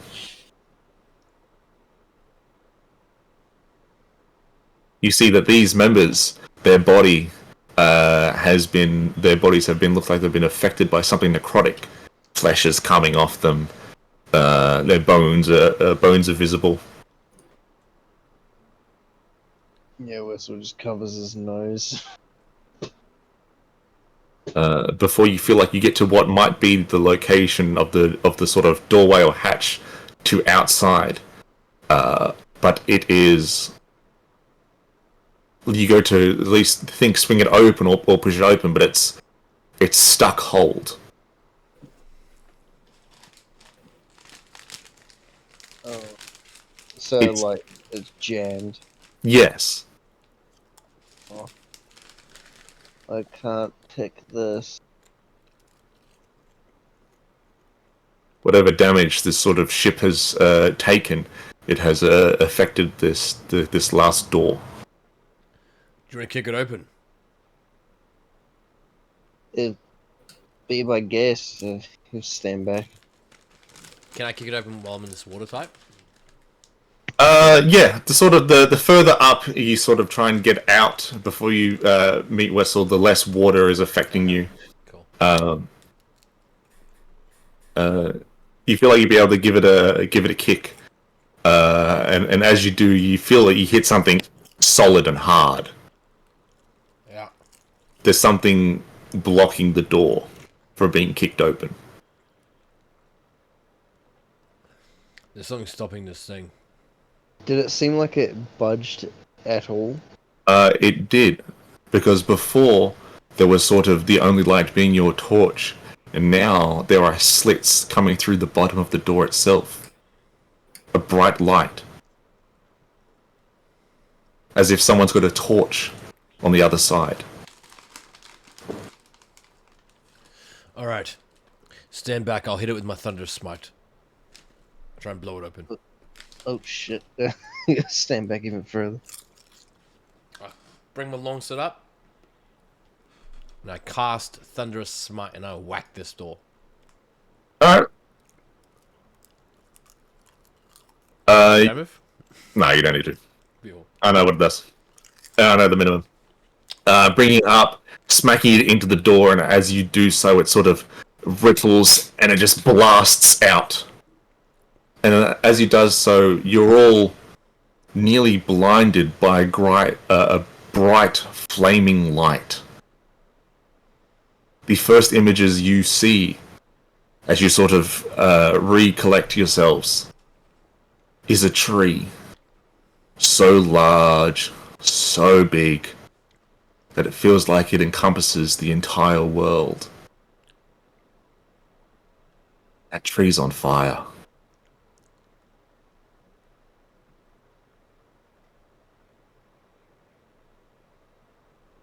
That's the first thing I see.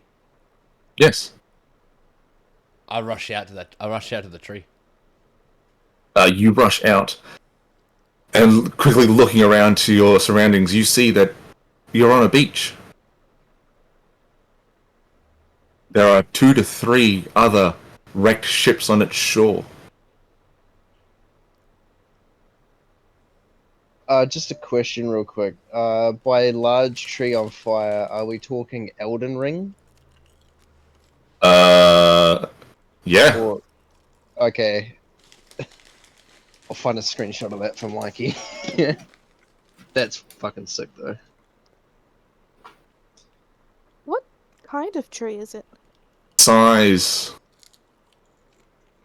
and sort of structure, there can only be one giant tree that you're familiar with on the continent of Volusia, and that is the Holy Peach Tree.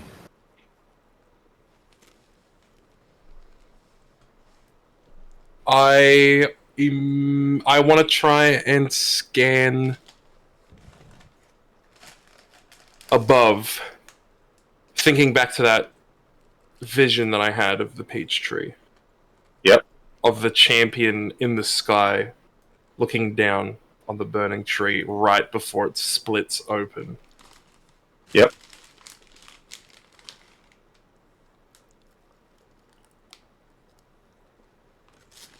You go and use the eyes, and as you do so, thinking of just that sort of vision,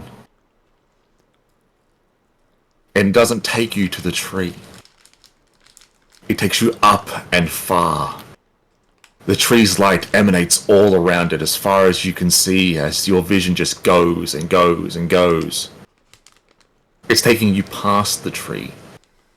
And then as it goes over, you see a crack and a sunder. But there are no hands. There is only the charred and burning remnant of a tree itself. The fire makes no noise. It produces not much heat. And then your vision is taken. Disappears and reappears within a small house.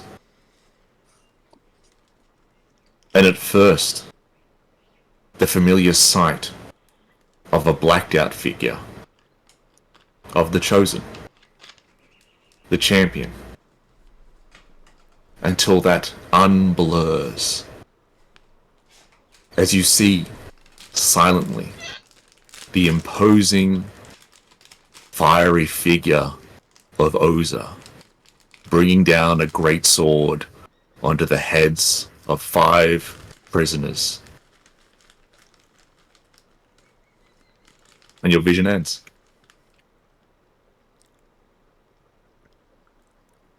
Excellent. Now that the vision is over, can I use my normal eyes to look at the sky and try and see a thing in the sky? There's not much there. No figures, no giant creatures. Just the large tree, and it's so large you could feel like you could reach out and touch it, like a cloud in the sky. But that tree is still so far away.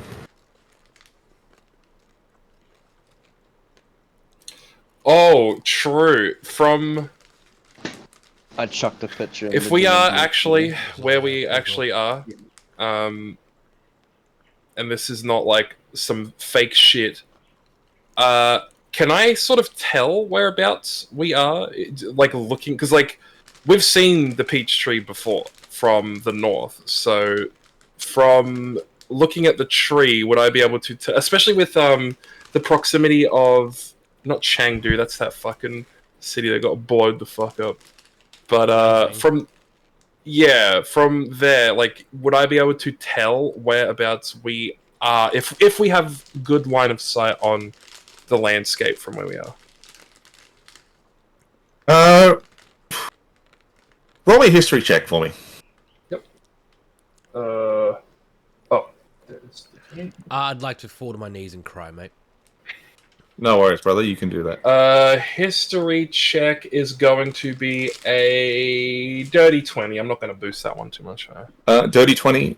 Just thinking about where you might be in regards to where the peach tree is at now. You're on a coast, so that sort of eliminates a lot. Yep. But there is still. You don't feel like you're to the north past Tianjin, where there was coastline, but it's not swampy. So you're not near the swamplands. That sort of only leaves the main bodies of water being the Sachi Shao So River or the Heavenly River. And between those two, it's really hard to tell and get a grasp as to whether the tree is to your east or to your west. You'd normally check the stars, but because of the tree and it's burning, you can't see the stars. Does the tree look like it's already been split open from what I saw in my vision? Yes, it does. Oh, shit.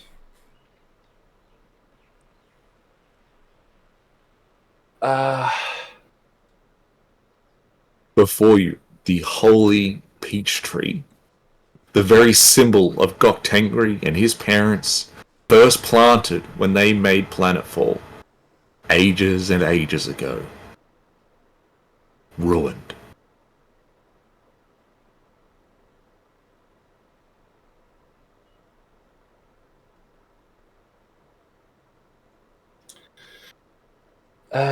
Well, I would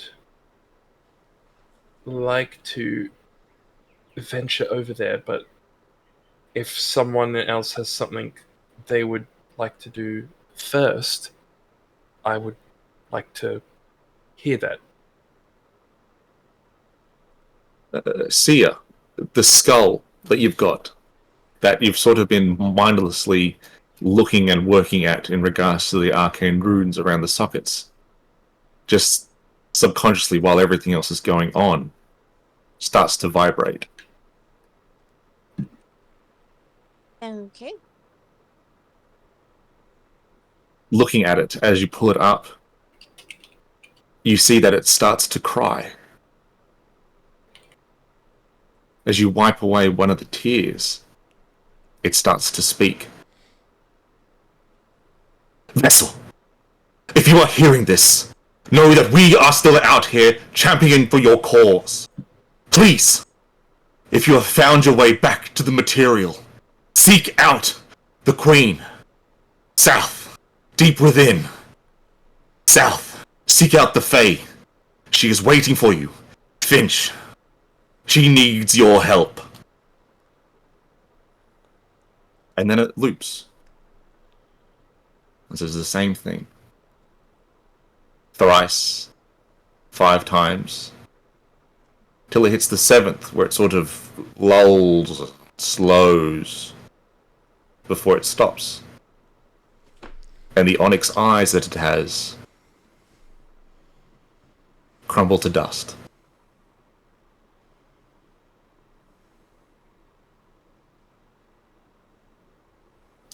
Well, that's a good a direction as any.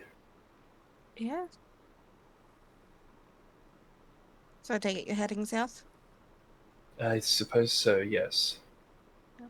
I'll go with you. What about you two?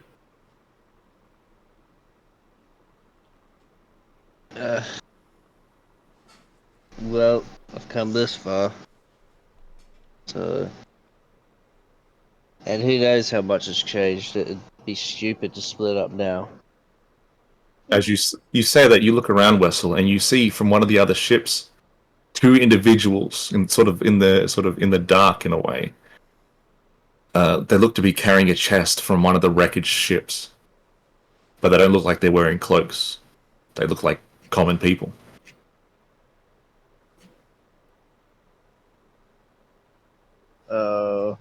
We're still just kind of motion towards them for these guys.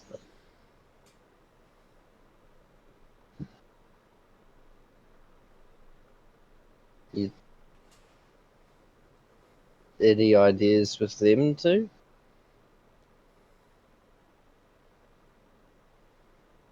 With a what? With those two? What two? Them! And points to the people carrying the chest. Well, we have to bother them if we don't need to, I suppose. One of the chest holders sort of like looks up, sees the group, just yells, drops the chest. His friend looks, he yells, he drops, and they just sprint away. Oh. Well, that takes care of that, I guess. As the chest drops, it tilts over, and the sort of fragility of the chest itself sort of breaks, and as it does so, a bunch of items scatter upon the ground.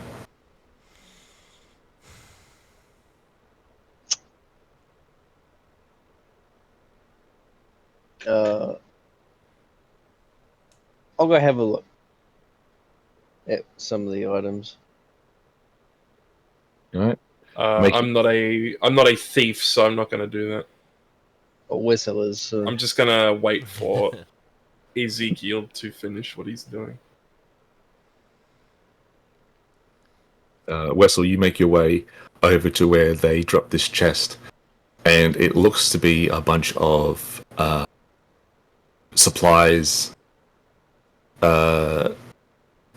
rations that are old, now waterlogged, a couple of bits of paper and parchment, but there is one sort of water skin looking sack that's been tied up in a knot that feels a little bit heavy.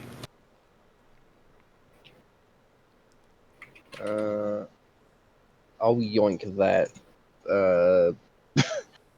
But I'll tip the chest back up and put everything else back inside. I don't know what the fuck they freaked out about, but I'll take this. And then I'll go back to the group. Picking as you pick the bag up, it sort of tears underneath, and coming out of the bag is bundles of paper, but the paper's got numerical notes on it, or numbers on it.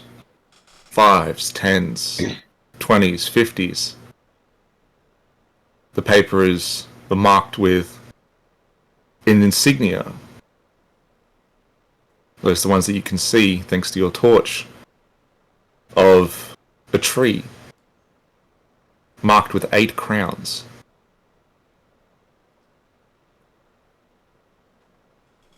Besides these bundled parchments of strange paper, there is a rolled up scroll.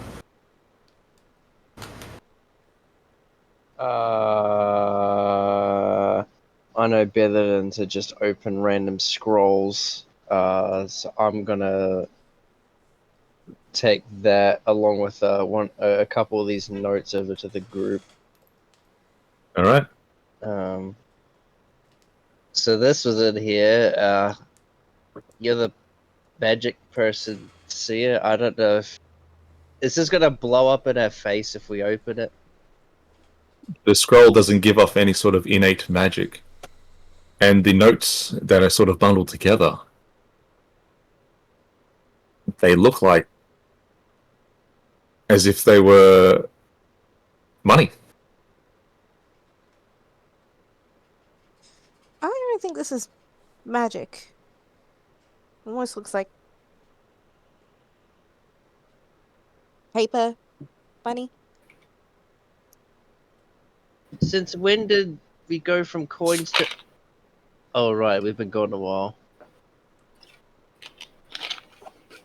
The scroll itself looks easily openable, and you don't get any, bad juju from it. Pretty much, there.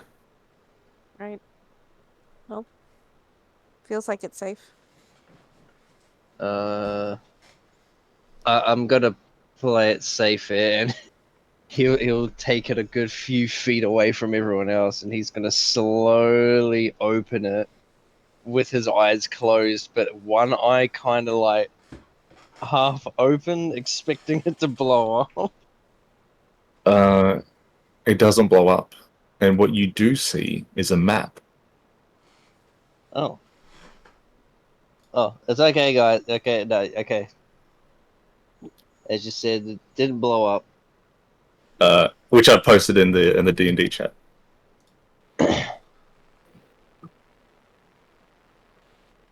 Oh shit. Oh, the new fucking map.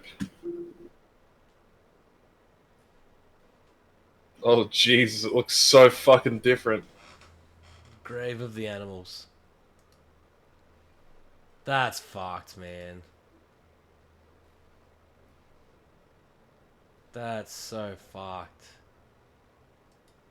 New Chengdu? Dude, like new Namek. Wow. The Great Getty Star's gonna rock up. Good to see Moan is still fine. Yeah, good to see Olsen is still fine too. Yeah, Nan Chang's still there. We have a literal Beijing.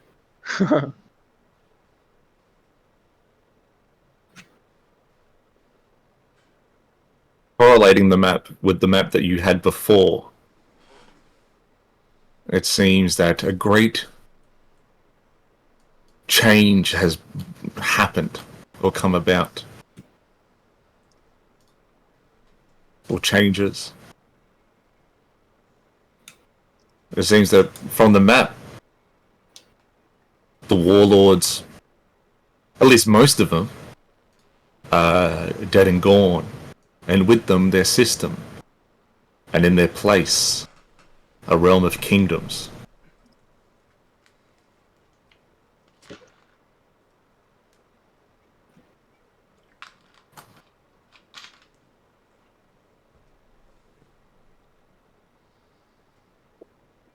It's more split than ever.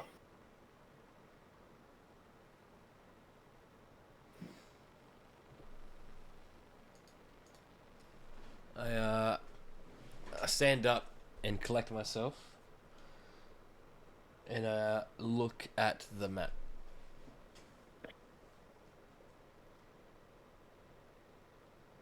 You look at the map, and you are stricken with just anger.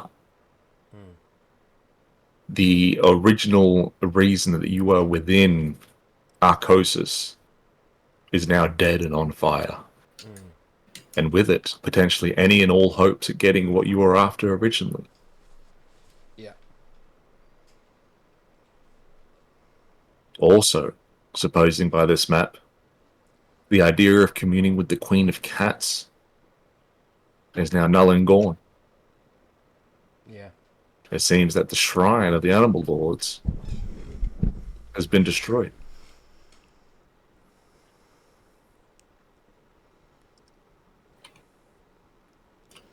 I see that, and I just maybe walk 15 feet away and just kind of look towards the north.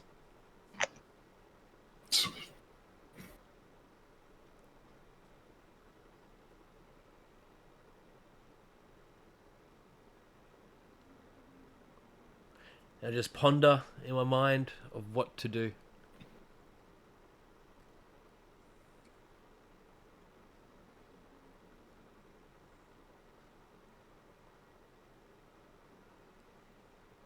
Are you coming, Ezekiel?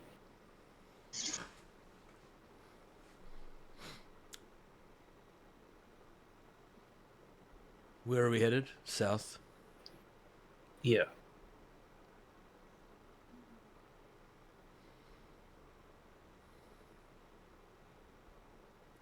I think I will head north.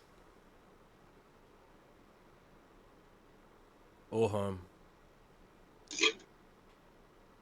I don't know.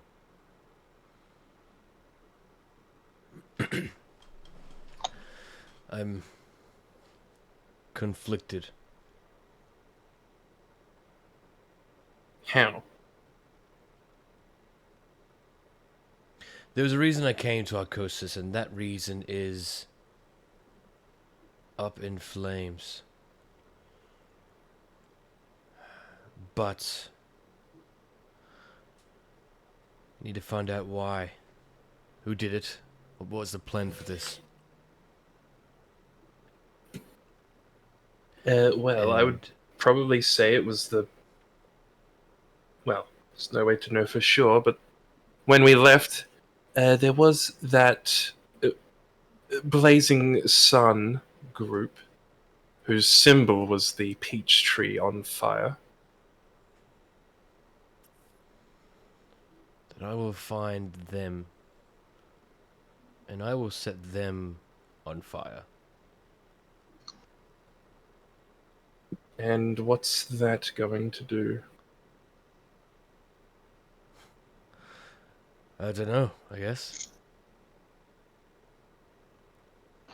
What more can I do for Arcosis? Nothing. It can do nothing for me. Do you know who planted the tree? I know the stories, but I guess I don't know for sure.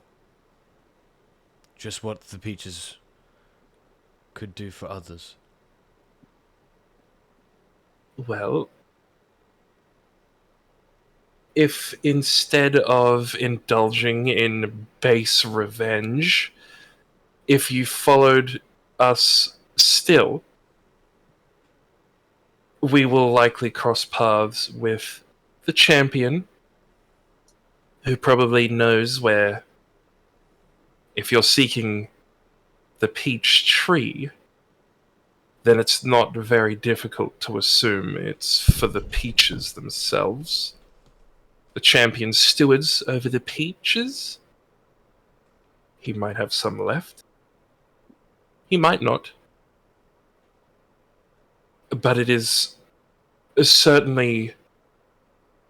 He is a part of the burning of this tree. I'm sure. I've seen it.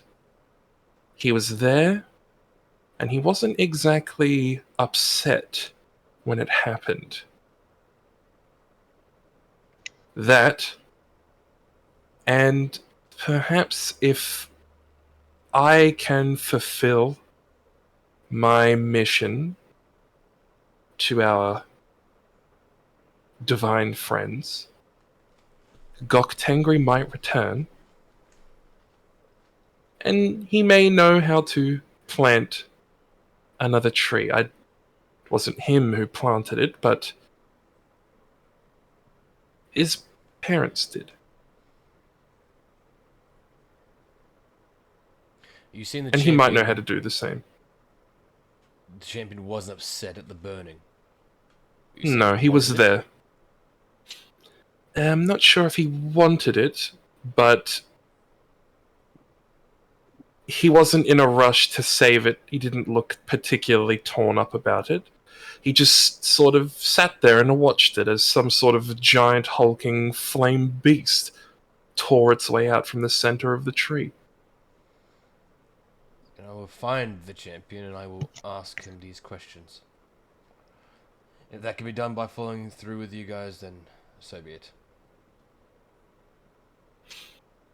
I'm just saying that you can do whatever you want, Ezekiel. You're a big boy, and we're now free of the labyrinth.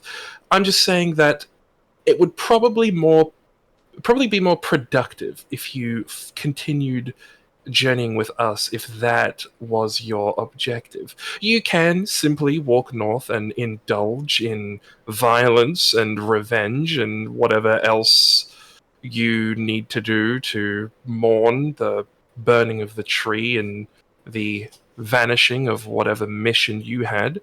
Or you can follow us as your one small chance to be able to set back on the path.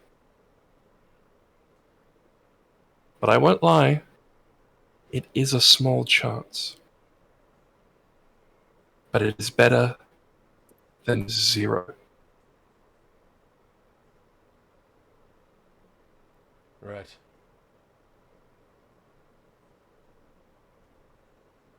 Alright, I will follow But it's you. your choice. No, I will follow. Excellent. Then we will head south.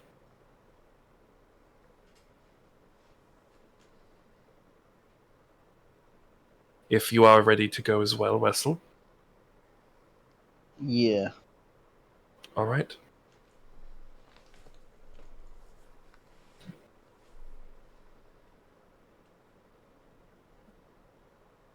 So you guys head out in the direction that you think might be south.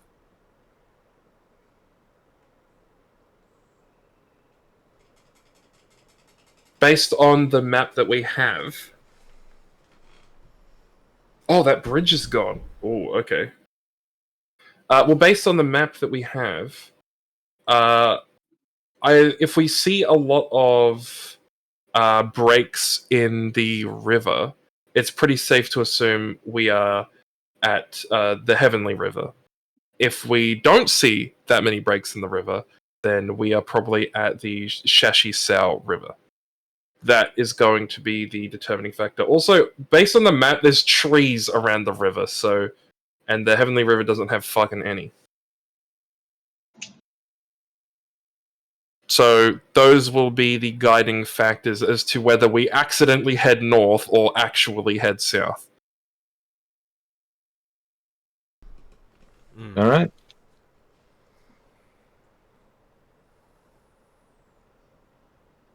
Join me for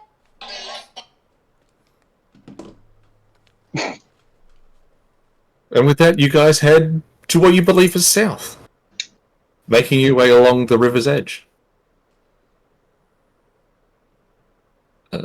Until you guys hit what looks to be a fork in the bend.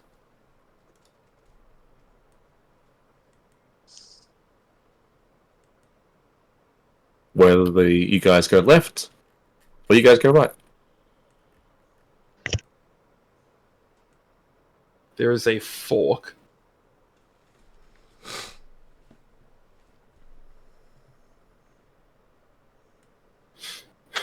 Well, the main river, I guess, we will continue to follow. Because at the moment, neither river goes south. It's more so... oh, well, I guess part of the Heavenly River goes south. It's more so determining which river we are at. If my deduction was that it was either Sashi or Heavenly River. Then right now we are traveling merely to determine which river that is. So if we are seeing trees, hey, we're at Sashi. If there aren't really any, we're probably at Heavenly River. Although the distance is pretty colossal, like the difference between the two.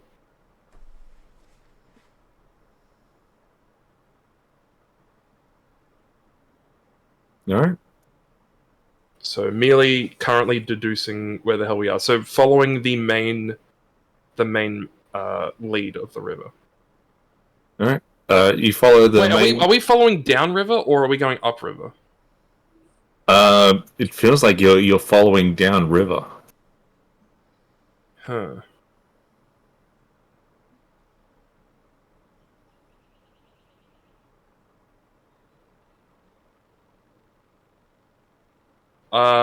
That does not seem like anywhere where we want to go then. But downriver is away from the tree. It's well, the way you're going, it feels like you're getting away from the tree. Okay, well then we're going down the Heavenly River, right? Well, the heavenly. Well, if the logic of rivers is to be assumed, that would probably be Sashi.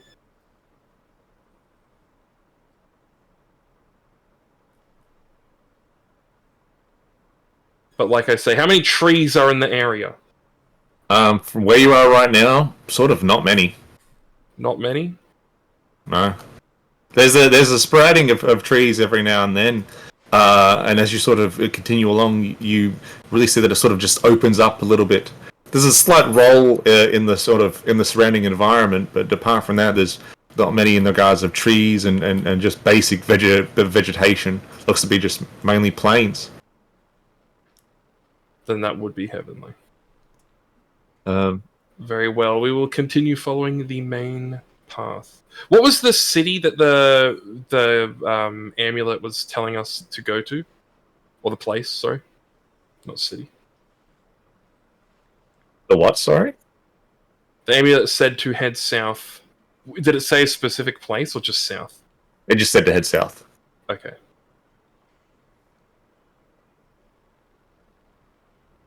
Then we will continue.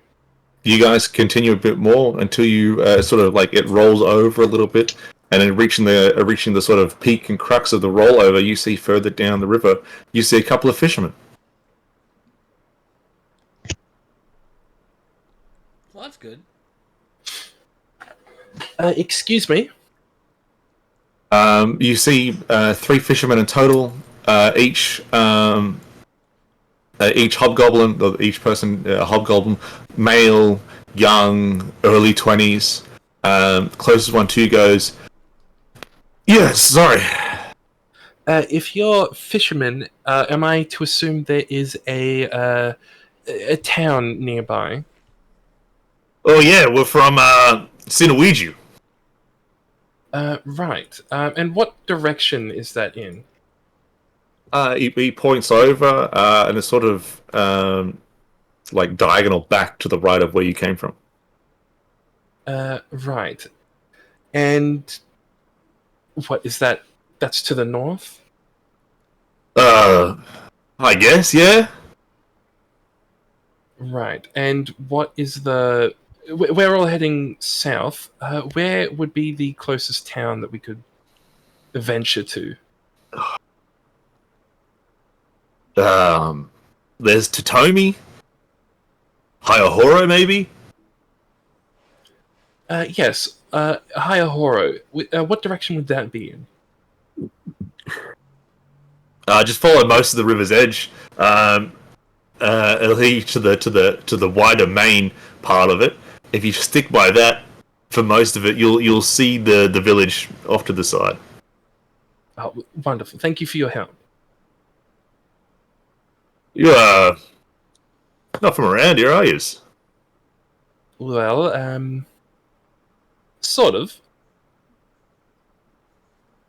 as he looks over and sees the Leonin and the Shifter and the Rabbit.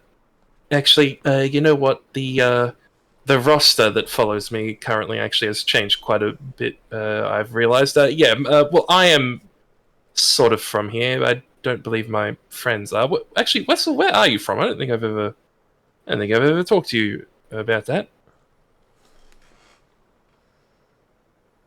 Well, I suppose it's not a conversation we need to have in front of the fisherman. No. The last time I was in here, I've noticed the tenants have all changed.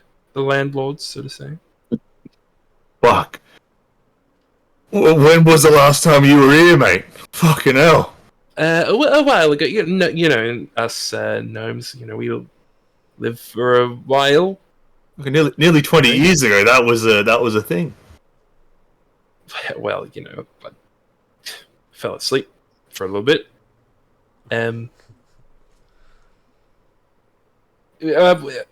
Is there anything we need to know venturing into the south? I had heard of the new Carganet?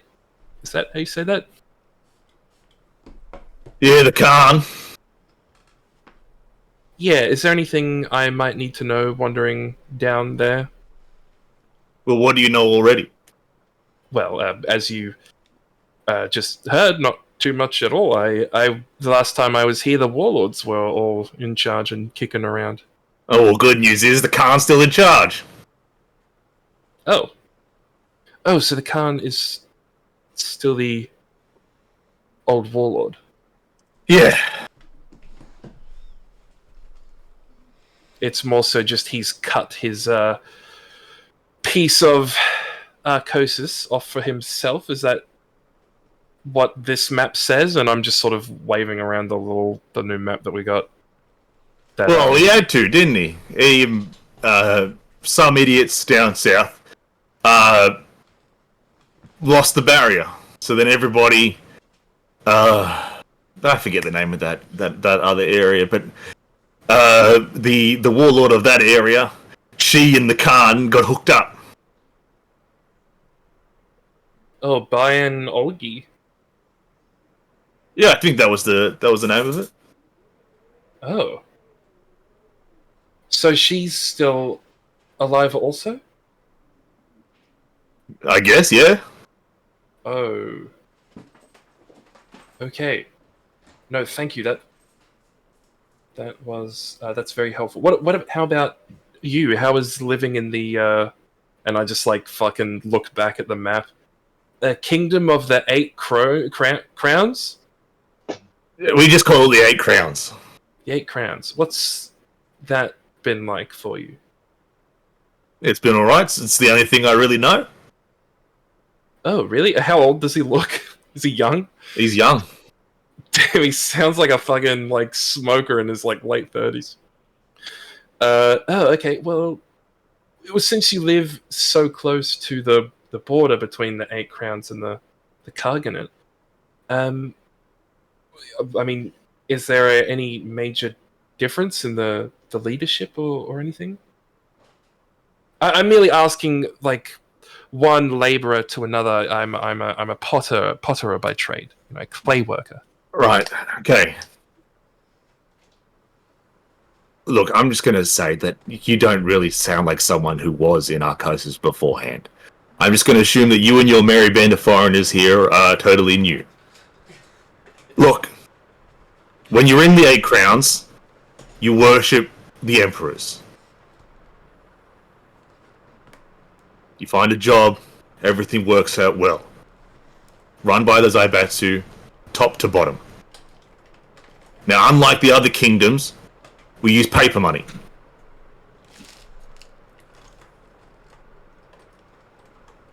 It's easier, and it's better. Look, you don't want to go north unless you're a religious fanatic. Is that not the Zaibatsu? No, the 8 crowns is the Zaibatsu. Well, who's the religious people? The sun worshippers. Sun worshippers. They worship Oh. Goktengri only, and if you worship anybody that isn't Goktengri, then you get put on a stick.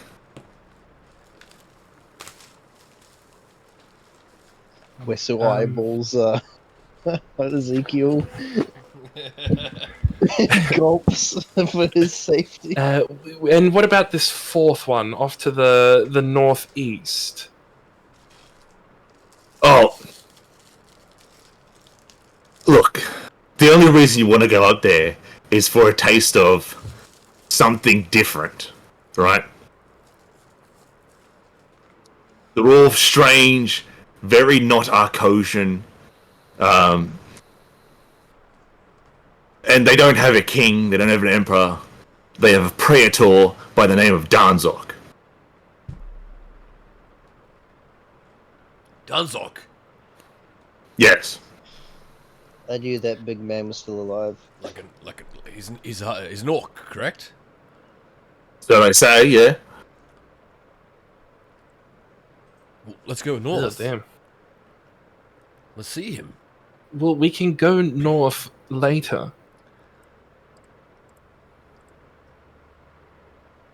Look, I'm going to tell you guys now that you're not going to work well within the Khaganate.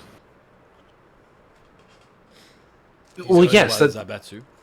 that's what I was asking before. If there was anything I might need to know for say as a foreigner, as you say, you know, I mean, I'm from Arcosis, but you know, I've been away for the last few decades, and I've just returned, and there's a lot that's different and things that I've not heard about. So I'm not sure if there's anything that I might need to know in order to protect myself or my friends from any potential misunderstandings. Look, when you get to the Khaganate, you need to go to a town as soon as you can. When you do so, find a consulate, pay the fee, and then given a star armband. This will signify that you're a visitor within the land. Only Arcosians can live in the Khaganate. They've based their entire being on the ways of old, before the war in heaven. More often than not, foreigners are killed on sight. So expect a lot of goblins. No, there are no Zaibatsu in the Khaganate. The Zaibatsu is the 8 crowns. It's much more lenient here. The way of life is so much better. But it is a corporate shithole. Right. Well, maybe we would be a little bit more okay, since the last time we were all in Arcosis was before the new management all rolled in, so maybe we might be a little more okay in the Khaganate if it's more like old Arcosis. No, it's old Arcosius racially. The culture racially. So remember to be speaking a lot of Goblin and not a lot of Common. Yeah. But you want to get those armbands. They'll signify that you're officially visiting, and that for the most part, you'll be left alone. But there are tales of visitors still being killed out on the road. Alright. Look, unless you're a Kojin or you're Fae, that's it. Well, you're a little bit Fey, aren't you, Sia?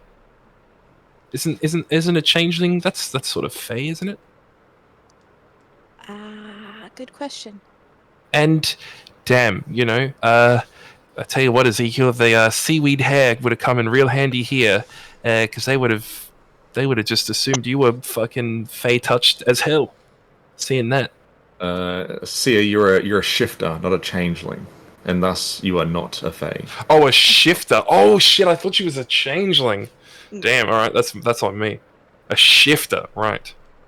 I'm not going to I lie to am you. like cat. Yeah, a more animal-looking person. Okay. No. Well, thank you so much for that information. Yes, I think you have given me a clear idea of what we will need to be doing. He hands you a bag. Inside this bag is a bunch of coinage, money. But it doesn't look like the coinage from when you were around. This is minted with pictures on the front, on the head, of the Cargonet, of the Khan. And on the back is... It's rough detail, but still a silhouette of what might be the most beautiful woman in the world. Mm. That's cool.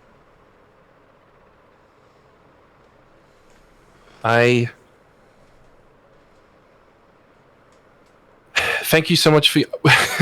What's the name of the... I remember Alvira. Who's the other one?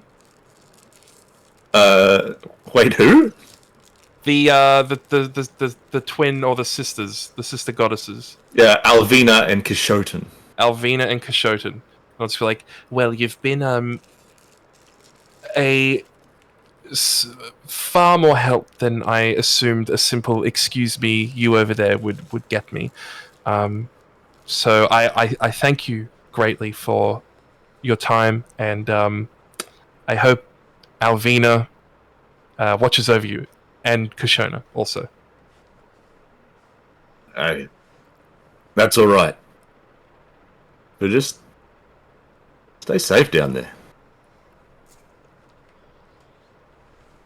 No, I think we have enough information now that we will be very ready for whatever may happen.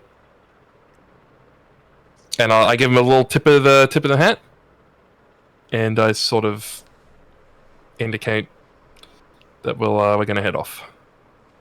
Good luck with your fishing. Hope you catch many fish. We need to spread the word about Alvira and Koshita. Which also, I'm going to write down the name, because almost every time I went to go say the second one's name, I forgot. Even though I heard it mere seconds ago. I'm not going to lie to you guys. The idea of going through the Kingdom of the Eight Crowns on the way to Dunzok is very inviting to me. I probably won't survive in the Kingdom of the Eight Crowns, but... Well, you would need to go through 2 different kingdoms. Oh, you are right, isn't it? Yes, you are. You are correct. 8 crowns and the Eternal Sun. Eternal Sun. I think Eternal Sun would be fine, but... What was that, Beck? How do you spell the sister's name? So Alvina is Alvina. Yep. And I will just send you... B-I-N-G-O. I'll just put in the D&D chat so it's easier. And that's her sister. Oh. Thank you. And just a summary of that conversation, where are we?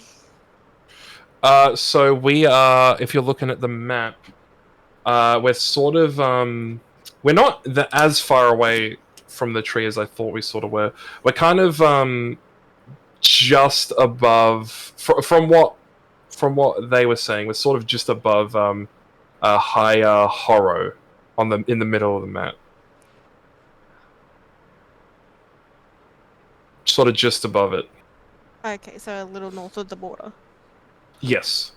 Yeah. Okay. Thank you.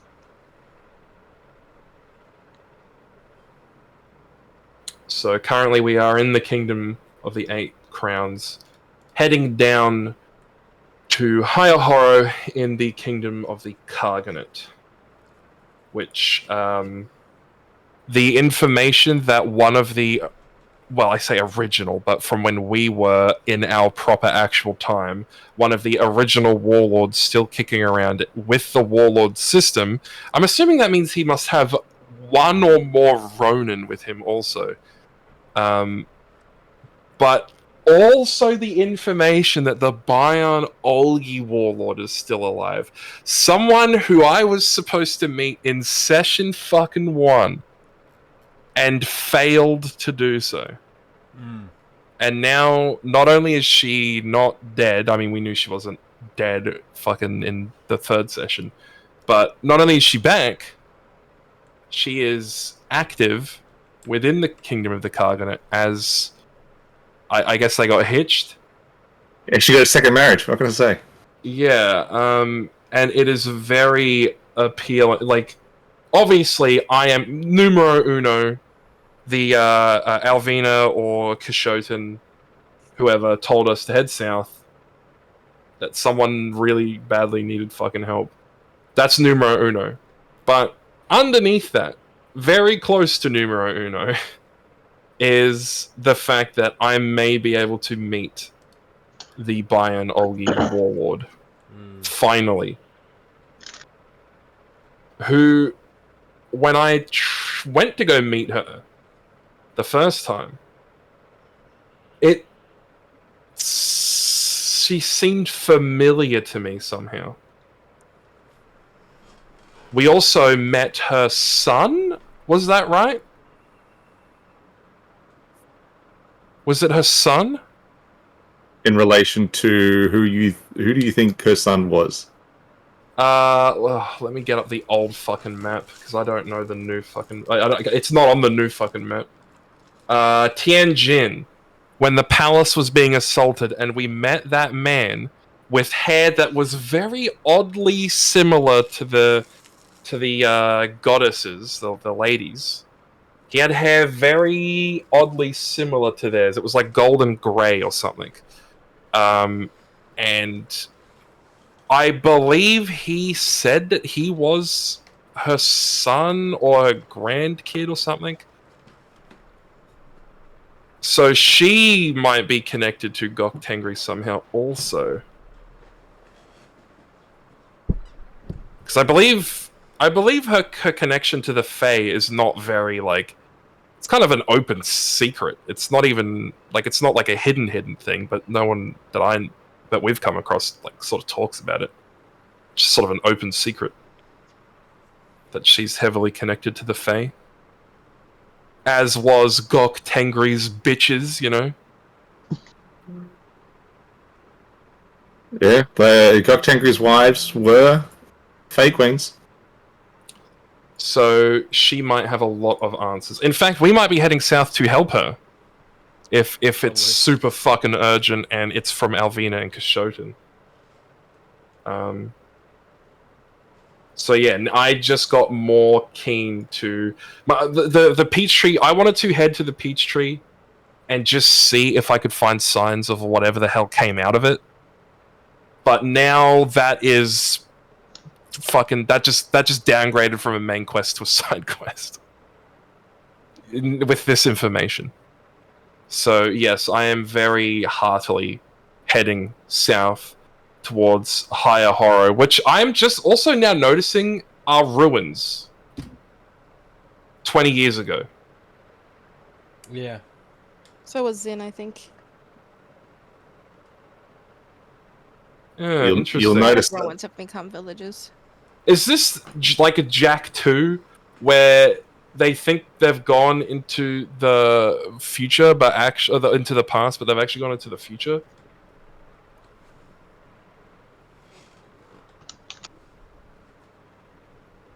Well, this would be a reverse Jack 2 because it has been 23 years. So you technically are already in the future. It has been 23 years, but positive or negative? Oh, you know what I mean? I mean, the burning tree would probably indicate a negative. Well, maybe it healed really quickly. Someone just put a fucking giant fucking fire extinguisher on it. I feel like if that was in the past, we would have known about it. Yeah, I feel like that would be Omega common knowledge.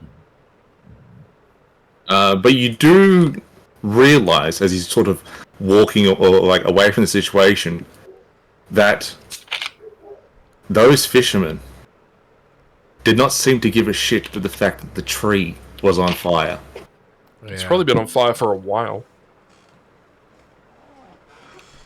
You said they looked about 20-ish, eh? Very young, probably 21, 22. Yeah, it's probably been burning since the moment that they were born. It's just nothing to them. Yeah, I guess that's something that I have assumed and not really vocalized just because of that vision that I had where, yeah, the tree was on fire, something came out of it, and now that we're seeing it on fire, something has already come out of it, and I just assumed that must have happened quite a while ago.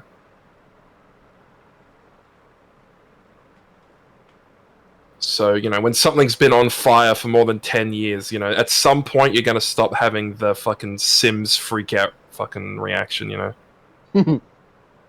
On the 5th morning that you wake up and that bitch is still on fire, you're probably not going to do doughies in the fucking front lawn and cry and shit.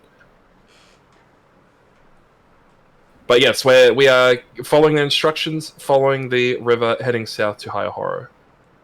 It doesn't take very long for you guys to feel like you've reached a point where you'll need to cross the river itself.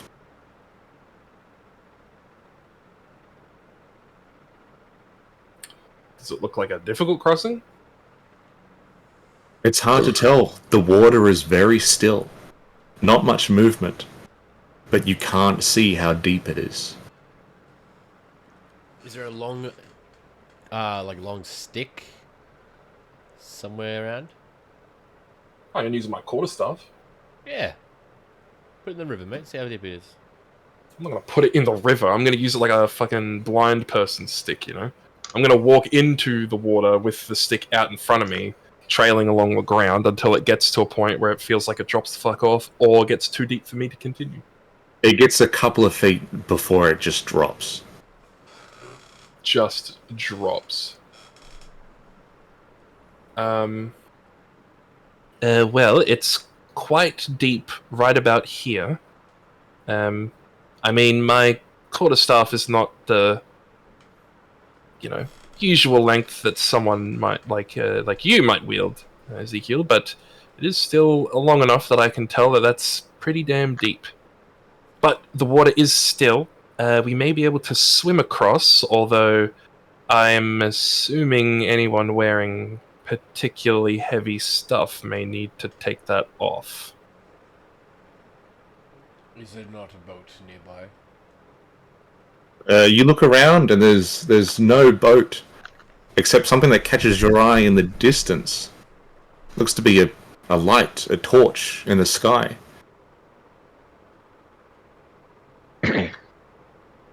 There may be a ferry somewhere around. I was merely just saying what was coming to my mind. Not suggesting that we swim, just noting that the river is still enough for us to swim. Yes. Well, let's see if we can find a ferry or some sort of a boat to get across first. I'd rather not, take my armor off. It takes a few minutes. It's just not really. I'd like to avoid that if possible.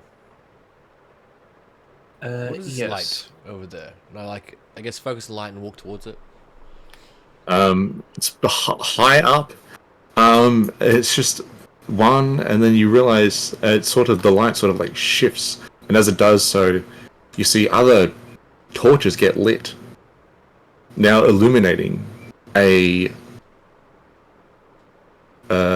flying ship. A flying ship. Do I see that? Yeah, you all can sort of see it. Seems now it's coming closer. Whistle rubs his eyes in disbelief. It seems to be a ship connected by rope to what appears to be a very large, long, like leather oval shape. What is this?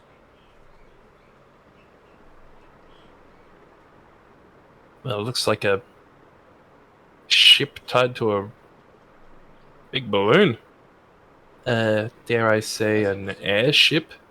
Is the magic evolved in this world now? Well, there was magic before. It gets closer and closer until it sort of like stops to hover above you. 80, 100 feet up. And then it starts to descend. You know, people they research magic. They might have made more spells. Maybe this is one. That teleporting thing we had into Yanjin. was just sending Uh, maybe we yeah, can get maybe- on board. Well, that's what I'm thinking, but maybe let's back up a little bit first. Of course.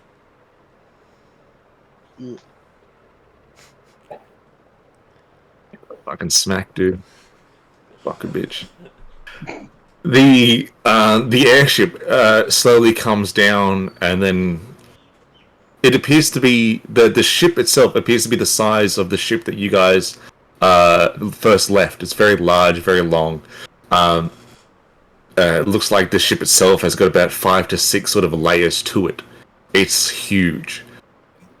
It sort of makes its way towards the ground, where a bunch of rope ladders are thrown over at the side, and an individual climbs down.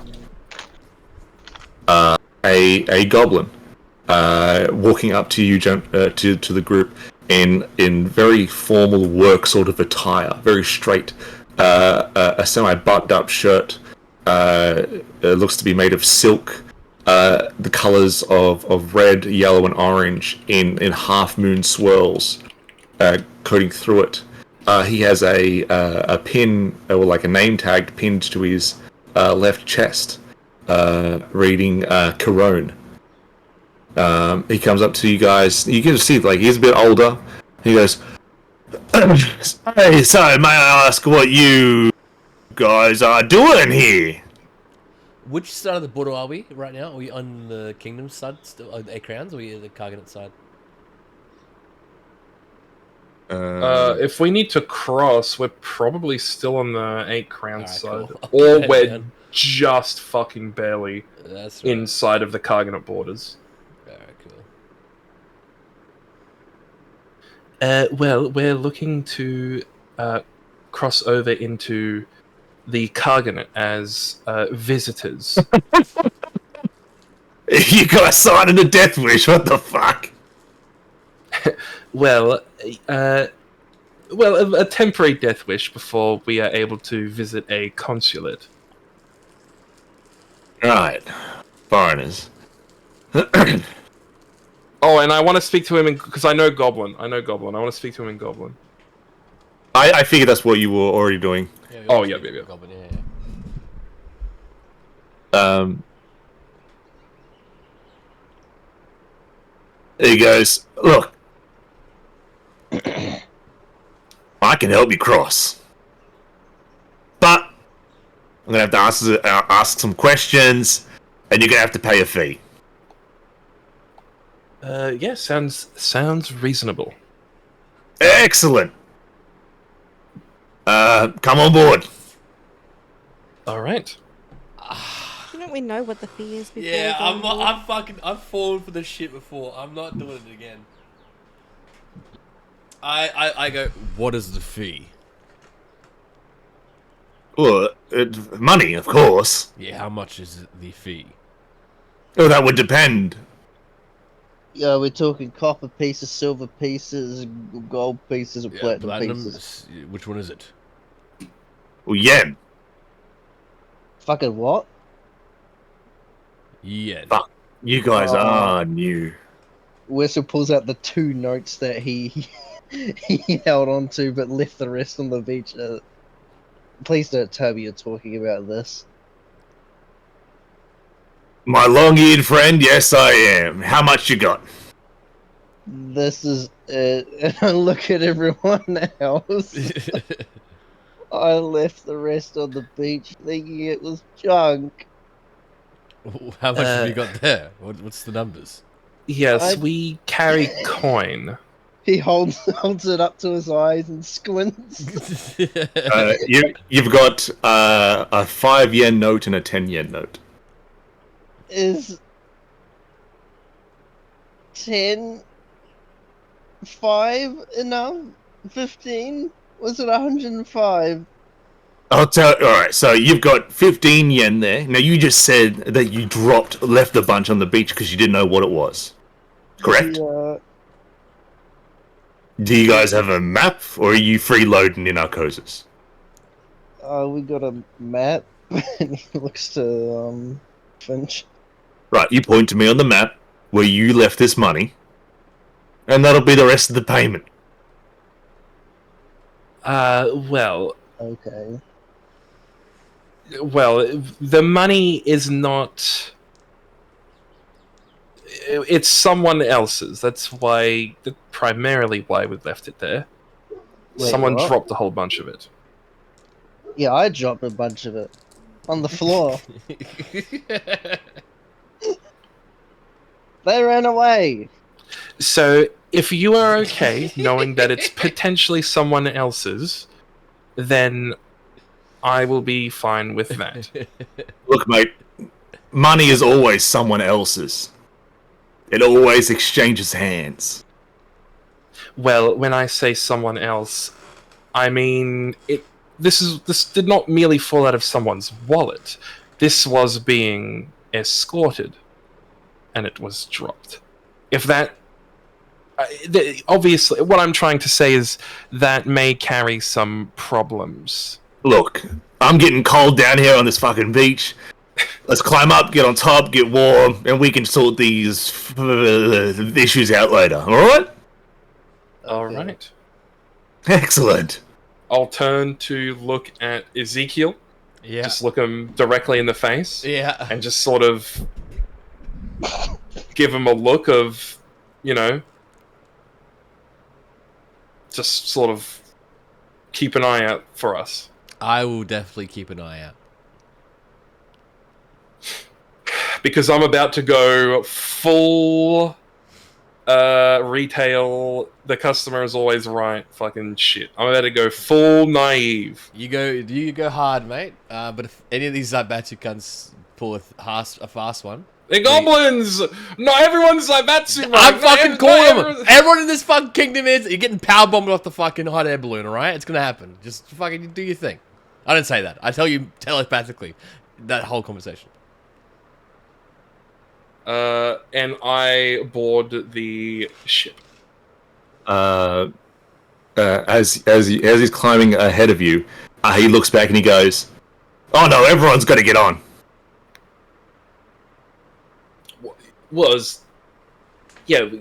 Come on, guys, let's. Right. Fine. Can't leave you stranded here on the beach now, can we? Yeah, definitely. The look that Finch gives Ezekiel. So when we ascend, where will we be headed? Well, you want to get to the Karganet, don't you? Well, yeah, but Karganet, like, I just sort of point to across the river, like, what, are you going to take us right there, or are we headed to a town?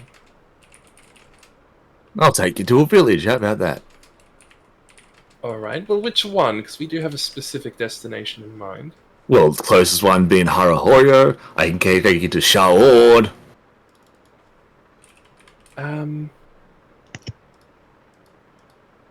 We might have to talk about that one. I think our final destination is probably Yinchuan. Not that I expect you to take us down there, but I can take you to Yingchuan. That's no worries. well, that's so far out of the way for you because the money that you're looking for is in north. Well, if the money's left there, still be there. On a road? Should we not go to Danzok? Why are we going to Danzok? We can see our friend. We can see him after we've gone south to help Alvira out. Alright. You're right. And on our way through, we can visit the tree. We can head up to the Eternal Sun, see if maybe maybe a friend, I don't know if that's what I should call him, Yaroichi is still alive. He might be there. There's a lot to do. 20 years have gone by since we were last here. There's a lot to do, and we can only do one thing at a time, Ezekiel. As you all climb up the rope ladder and then make your way onto the deck of this ship, you are greeted by an armed contingent of warriors. 20 in total, all carrying the versions of the guns that Ezekiel carries.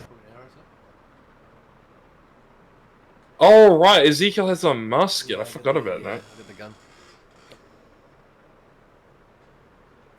Apologies on the armed entrance, but, don't know who you are. Safer than sorry. Of course, you would understand. Well, you did say you were going to ask us some questions, and I did say I was prepared to answer questions. Excellent. Oh, okay. You see that they are not wearing the same uniform he is. They aren't really wearing a uniform at all. Makeshift clothing, armors of various leathers, Can I get a can of food for the dogs? and the sort of weapons that they're holding don't look as finely crafted as the ones that Ezekiel has. They look sort of makeshift. Alright, so we've narrowed ourselves down to either frontier guardsmen or potentially bandits. Mercenaries also. That Are there too. any markings on the ship that would be like similar to a flag or symbol? You do see what would have been markings that have been scratched out of the wood. Alright. There is no flag. You see where would have been a flag, the sort of the mast has been broken. And you notice near your feet the colorings of dried blood.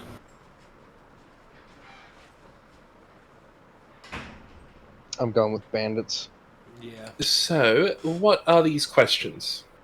Right, you come with me. We'll go to the questioning room, and we'll get you something to eat, something to drink. I mean, God knows how long you guys were down there walking the beaches for, eh? Well, How many of them actually are there not that again? long. They fucking think we're from the ships, dude. They think we're from the ships. There are, besides this goblin fellow, there is 15 armed and armored Arcosian figures, all Arcosian. Have we taken off? You feel that you are taking off. That's As what soon I as the last of you stepped foot on the floor of the deck, it started to lift. I'm gonna. If you don't Give- mind me saying so, I did say we're looking to enter the kingdom of the Carganet. I feel like I may have skipped a point where I don't know if you're from the kingdom of Carganet. I maybe assumed so, and forgive my ignorance, but I may have assumed so due to your goblin heritage that you are from the Carganet. Mate, a goblin can come from any kingdom. Well, yes, I know. I'm now seeing that maybe the assumption was a little fast of me. So, are you officially with the Carganet, or are you just a mercenary band? Because I am noticing not a lot of uniform on board. All I'll say to that, mate, is tight purses. You know what I mean? I'd like Anyway. to nudge Finch and just kind of give him. I don't know how you'd put it into a look, but it'd be a nod with a look of kind of like just play along. Oh yes, my role is to be the kiss-ass diplomat right now. I am praying that everyone else is watching my six. I have Because an I am going to be doing dangerous shit. I have a plan of escape, even in the air. Right, Fujiwara, send him up to the room. I'll meet you, gentlemen and lady, there. One of the bugbears from the crowd glows his gun, and he comes up and he goes, "Right, I'll take you to the courtroom. I mean, the holding room, and We'll get you sorted. You guys interested in anything? Thirsty? Nothing for me, thanks. Yeah, no, like I say, we Oh, all right then. All right, this way. Yep, I follow along. He takes you below deck, not one but 2 floors, down a hallway, past a couple of rooms which look to be sort of the sleeping quarters for the crew. And from the glimpses you can see past the doors, it looks like this vessel can hold maybe a staff of 50. Before he opens one final door, and he goes, "All right, inside, and we'll bring some refreshments in soon."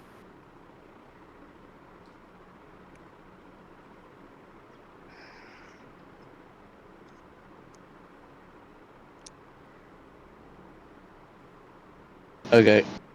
Prayers to the Emperors. We have another good day, eh? Yeah.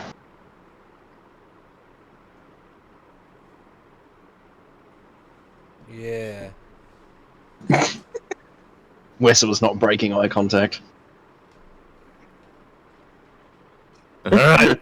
And as the last of you get in, he closes the door behind you, and you hear it lock. So it's just us now, eh? Yeah, it's just now you 4 in this sort of medium-sized, very basic, very empty room, besides a long table and about 10 chairs that are around it. We gotta get the fuck out of here. What is the room made of? Looks like it's made of reinforced wood. Oh, good. Most of the ship appears to be made of reinforced wood, not much in the way of metal or iron, but you know, this is something that you guys have never seen before. So who knows? Look, as long as it's wood, I can at least burn it. True. You know, there is though a visible port window. Is it openable? It is sort of already opened. It's looks like there's a glass window there. Oh boy, that's a long way down. And looking out, it is a long way down. Ezekiel, do you think you'd be able to fit through this? How far is a long way down? Maybe. Let me look. I look at the window.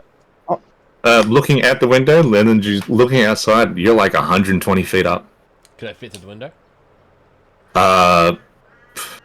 Not really. It's not. It doesn't appear to be an openable window. It's like a glass solid window. No, I can't. Whistle. With the grave robber thing, when it has the TP option, it says that a portal opens up. Are other people allowed to go through it? I will say no. Okay. I have dimension door, so I can take one person with me. Could I Okay. fit through the porthole by myself? Yeah, I think us two would be the ones to... If you broke the glass, there is a chance, yeah, but it doesn't look like there's anything to really grab onto outside. Just as long as I can get outside at all, I think will probably be the more important thing. You hear the latch on the door unlock, it opens, 3 armed guards walk in, a 4th carrying a plate of fruit and vegetables. Places it on the table, and he goes, "The captain will be right back." And they leave. Close the door, you hear it lock.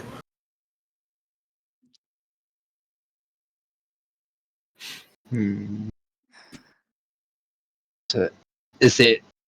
probably a dumb question, but like, I gotta ask it anyway. Is there a lock on the window? There is not, but it doesn't look like it's an openable window. It's very much basically like part of the ship, like a wall, but it's look throughable.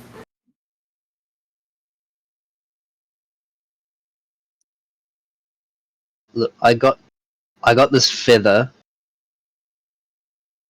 If we can just somehow all get out and fall off this thing at the same time, I've got us covered for that. but we gotta get out. That's the problem. Well, let's come up with something that we can do, but not execute it until we need to. Yeah. Like I said, with Dimension Door, I can take one person with me. So if somebody sticks by me, that will alleviate having to get everybody in all one spot in order to use that feather.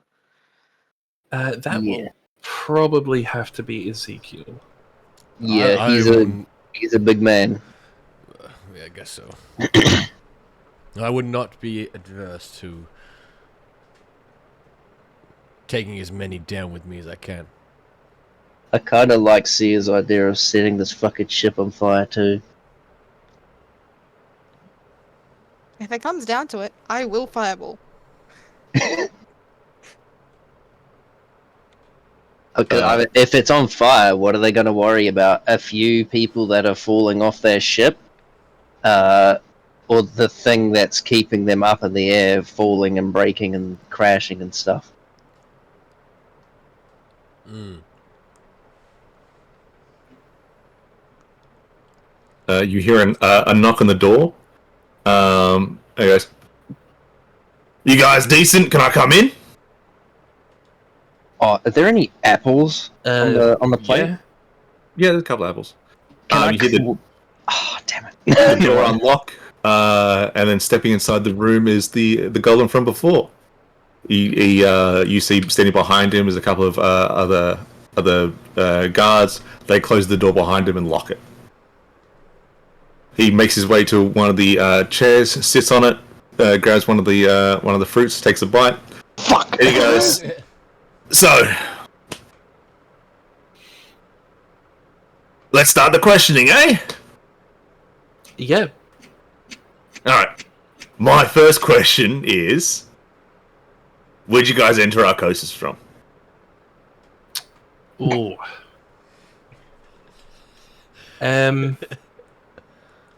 The hesitation you're probably detecting right now is merely if whether or not you will believe the truth, or if I should make up a very, very convincing and boring lie.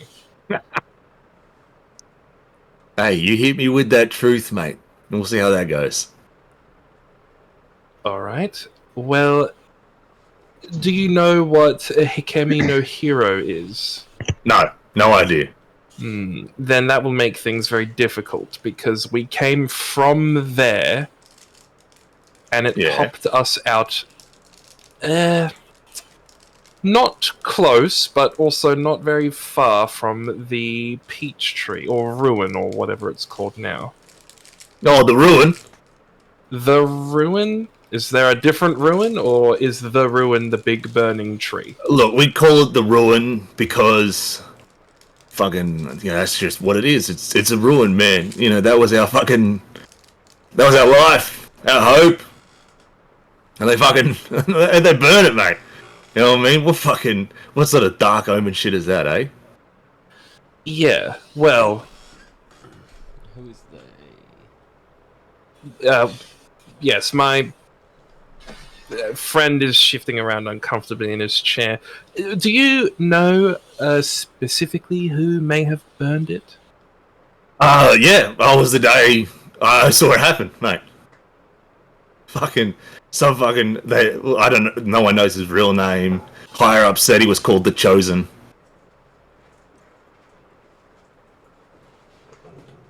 But he did do it. Yeah. He fucking stretched out his hands, and from the palm of his hands, fucking waves of fire I've never seen in my entire life. And I don't think I ever will. Well, there you go. I turned to Ezekiel. There you go. It wasn't even the blazing sun. It was the champion. Well, they're one and the same thing, mate. Well, we're talking about the direct perpetrator and not what a group might be responsible, but what specific people. He was the blazing sun. We didn't find that out till a couple of years later. He was behind it all. Oh, he started the movement. Yeah. Oh. And nobody knows his name. Oh, well, his prior name, no one knows. He goes by Oza now. Oza. Yeah. Oza is the champion? Oh, he's more than just the champion. He's Emperor of the Eternal Sun. I am going to use my eyes. Focus on Oza. Focus on the present. Alright. You go black, and then there's no distance traveled. You are immediately in a very large, very extravagant throne room. And you see Oza, older, in his like mid to early 40s, sitting on a throne next to someone. You don't know who this chick is, but she looks just as extravagant as he does. But the banners within this throne room are that of a tree on fire. Okay. At the throng and front of this throne is a kneeling figure. Not but them in this throne room at all. The figure stands up, and his appearance changes from that of a bugbear to one of pale silver. No.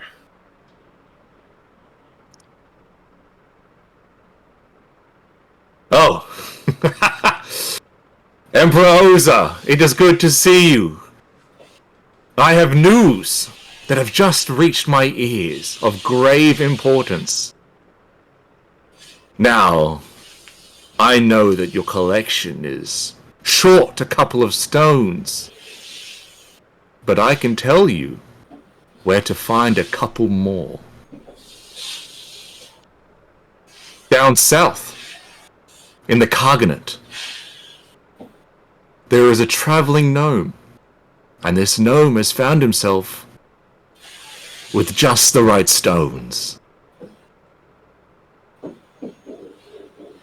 Oza nods.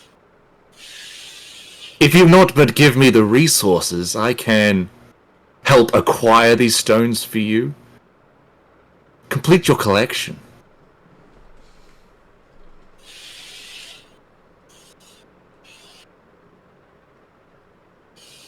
You speak in lies. 4 stones are missing. And I know only but one person that may have 2. And no one has seen him in a great many years. Are you here to lie to my face that he has turned up unexpectedly in the home of my enemy? I would have you burned at the stake for less. No, no, no! I know. I speak true. Test me if you will. Your queen surely has already seen through my mind. She already knows I say what cannot be lies. He's right, Oza. The vessel has returned. Though I don't know how he knows. My Empress. Some secrets you have to keep close to the chest. And that's where the vision ends. I'll open my eyes and turn to probably just specifically Ezekiel, because he's really the only person that this is going to be relevant to besides myself, and say, he is not lying, unfortunately. I also have something else to say, Ezekiel. We probably need to get to Yingchuan as soon as possible. There is a huge spotlight on our back at the moment, and everyone in the dark has seen it. Everyone knows where we are. Of course, everyone knows where you guys are. Fucking popped out like a comet in the sun. What is that? What it looked like? Well, no, that's just what I've been told. Oh, okay. But yes, he is speaking the truth. I stand up and I kind of just pace in the back. I might look a little bit deeper to see if maybe someone has taken Oz's identity, but somehow, yes, it's Oza sitting on the throne of the Eternal Sun. How... I'll turn back to the goblin. How did Oza... How did this come to be for him? Because we knew him before. Oh, you knew the great and powerful Oza? Well, before I fucking doubt before it. Ruin. Well, it is the truth. Ezekiel Alright. almost killed him for a mere healing potion, wasn't it, Ezekiel? Yes. Well, yes.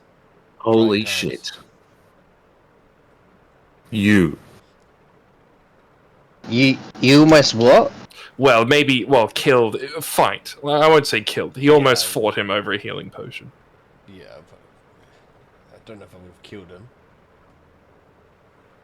So you can see how, from our perspective, him being the champion is a little difficult to process. We didn't know him for very long, but we did know him. And he was our companion for a time.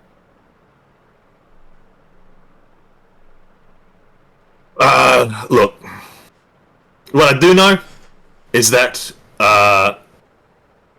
in the shadows, for a couple of months, at a period of time, he got in contact with, the Burning Sun, rogue elements of the Zaibatsu, rogue elements of the church, and various other sort of important figures. And with those backings, he managed to claim himself the title of Warlord, and then from Warlord to Emperor.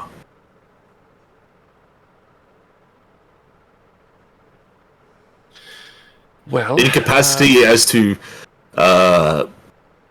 his connection to the Chosen, fucking who knows?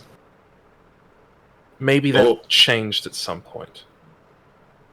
All we know is that after the event of the Second Sun, that's who the Chosen was. It was Oza. All right. Questions that will need to be answered another time. I'm sure you would like to get on with your interview. Well, my questions have now changed now that I know who you guys might possibly be. And let me tell you, that's a large bounty on those heads. Because if this one is the one that saved or started Oza on his journey, that means you, and he points with the finger gun to Finch, you are the one with the eyes. And boy, everyone's after you. Well, doesn't everyone from the Gilded Order have the eyes? And I give her like a very, very light chuckle.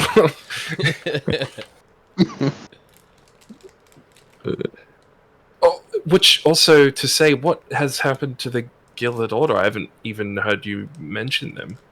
There's no need to. They're fucking dead and gone. Well, Yeah, the last of them died at the Second Sun. well, I can't say that I am sorry, but I am, in a way, a little sad to hear that. Well, you know, they died doing what they loved. Fucking around and shit. That is definitely true.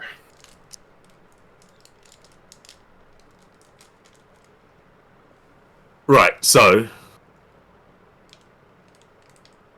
you're Ezekiel, you're Finch, but who are you two?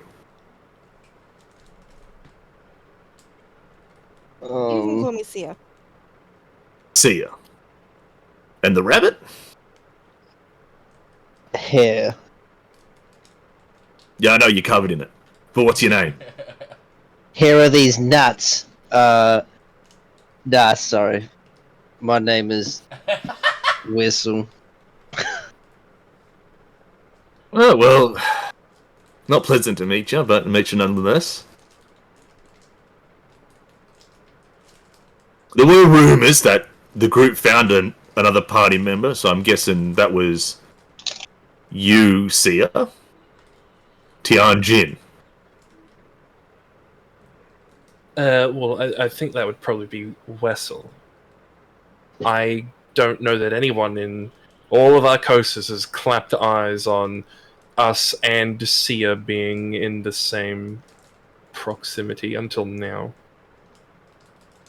Alright. Well, I'll tell you what. I'm not going to take you back to the 8 crowns.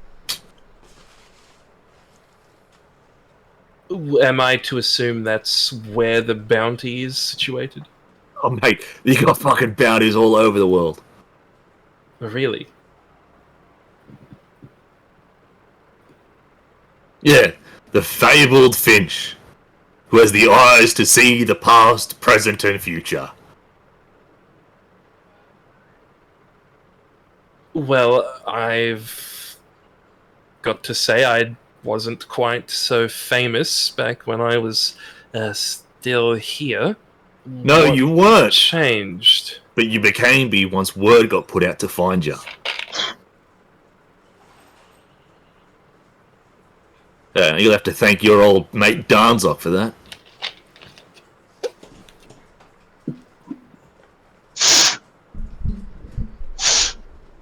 And what, everyone heard his stories about me, and everyone thought, ooh, that seems like a good idea, and also put out calls to have me found?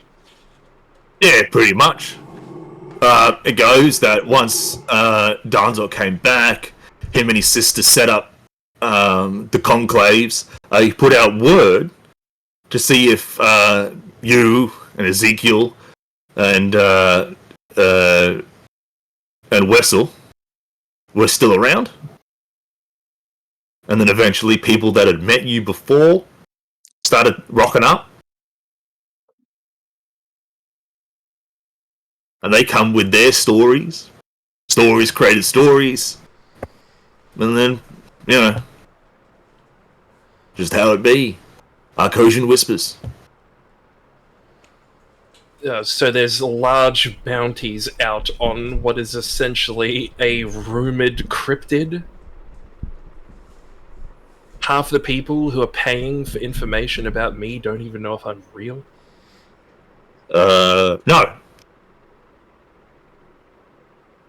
Alright, well that's quite annoying. Well, there's not really much point in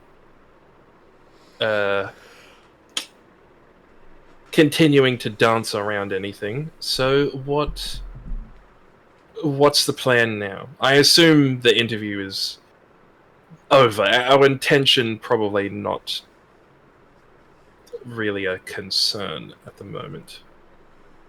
Look, we've been following you for a while.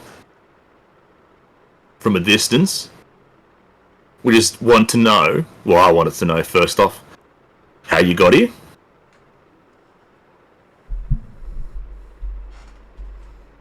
And where'd you go? For the 20 years? Yes. Right, I guess Because none of you look like you've aged a fucking day. Oh, do Yeah, I we guess- still have the necklaces on? I think we do, yeah. I guess I didn't finish my earlier explanation of Hikemi no Hero. I don't really know where it is, but in Tianjin, I'm assuming right before the tree had its little incident, we descended some stairs in the palace of the warlord. And Yeah, the ended night of the up- Great Coup. Yes. Yes, we were there and we defended the palace for a time before we ended up in the chambers of the warlord itself. The Ronin pleaded with us to end her life and to descend the stairs to where the warlord had gone and been driven mad. And I promised her that I would fulfill her dying wish. And did you? That we did, although it took, well, not 20 years, but it did take quite a while. And we ended up in Hikemi no Hero, which is a labyrinth that I can only assume transformed into a prison for the gods, we'll say. I don't believe it started as a prison, but right before the War in Heaven, or maybe a little bit afterwards, it did become a prison. And time works differently there. We were probably only in there for about a week and a half, but out here, 23, 24 years had gone by. So when we came back out, the world looks a little different. And we don't look much older. I'll tell you what. I believe it. Well, that certainly saves me having to come up with a very believable lie. I'm not a very good liar. So I'm glad that you believe.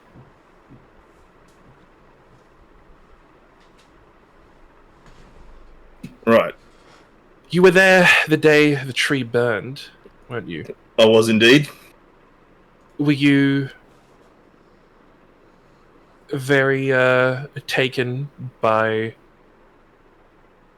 the seeing the sun rise over Arcosis once again? There was no rising of the sun that fucking day, I tell you.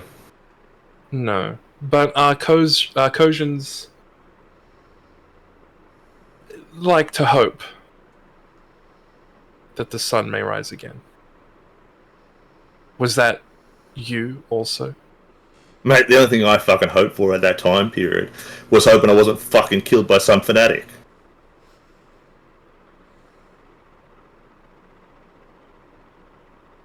And then you see he starts playing with his hand. And then as he sort of like moves his hand away, what he was playing with was a golden ring. Golden ring.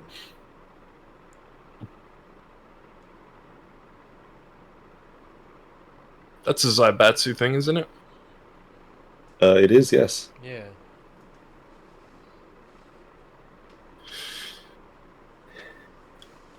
Well, yeah, it's been a time, and I'll just say that I'm quite glad to no longer be in the divine prison. No, of course. Who wants to spend time in a fucking prison? Oh, me, that's for sure. So what? You owe me a favor, and I'll take you where you want to go. Okay. Well, I suppose What exactly did the necklace say? It said it 7 times. It said to head south. Yeah, to head south, see the Queen. Okay. Well, ultimately, if we get to pick whatever location, it would be Yinchuan. As long as I'm assuming this map is implying it's where the current warlord is, or Khan, sorry, is holed up. Yeah, it didn't change, mate. He just fucking expanded the city. No, Well, that's the city had to be expanded. yes. It's honestly the Karganet being mostly preserved old Arcosis is oddly comforting, but also yes, it is still the new world. But that would be our destination. So now that I've told you that, what is the favor? I'll let you know when I eat it.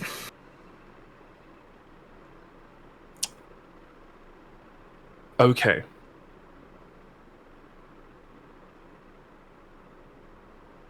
Are we allowed to stay in this room with the doors unlocked? Mate, you guys can wander the ship to a degree, right? But be careful. The boys are jumpy. Well, as long as we are not necessarily feeling like prisoners, I personally don't see much of a reason to leave the room anyway. I wouldn't say prisoners. I'd say honored guests. Well, the difference between a prisoner and honored guest is whether or not the door is locked. Mate, I can unlock the doors. But the difference between this and a prison is we're 200 feet up.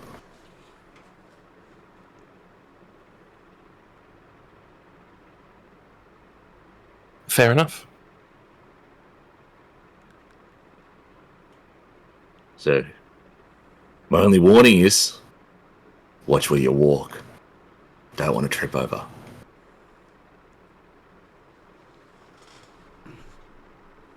I see your point. But I would be very grateful if you could bring us to Yinchuan. What are your plans after that? Find more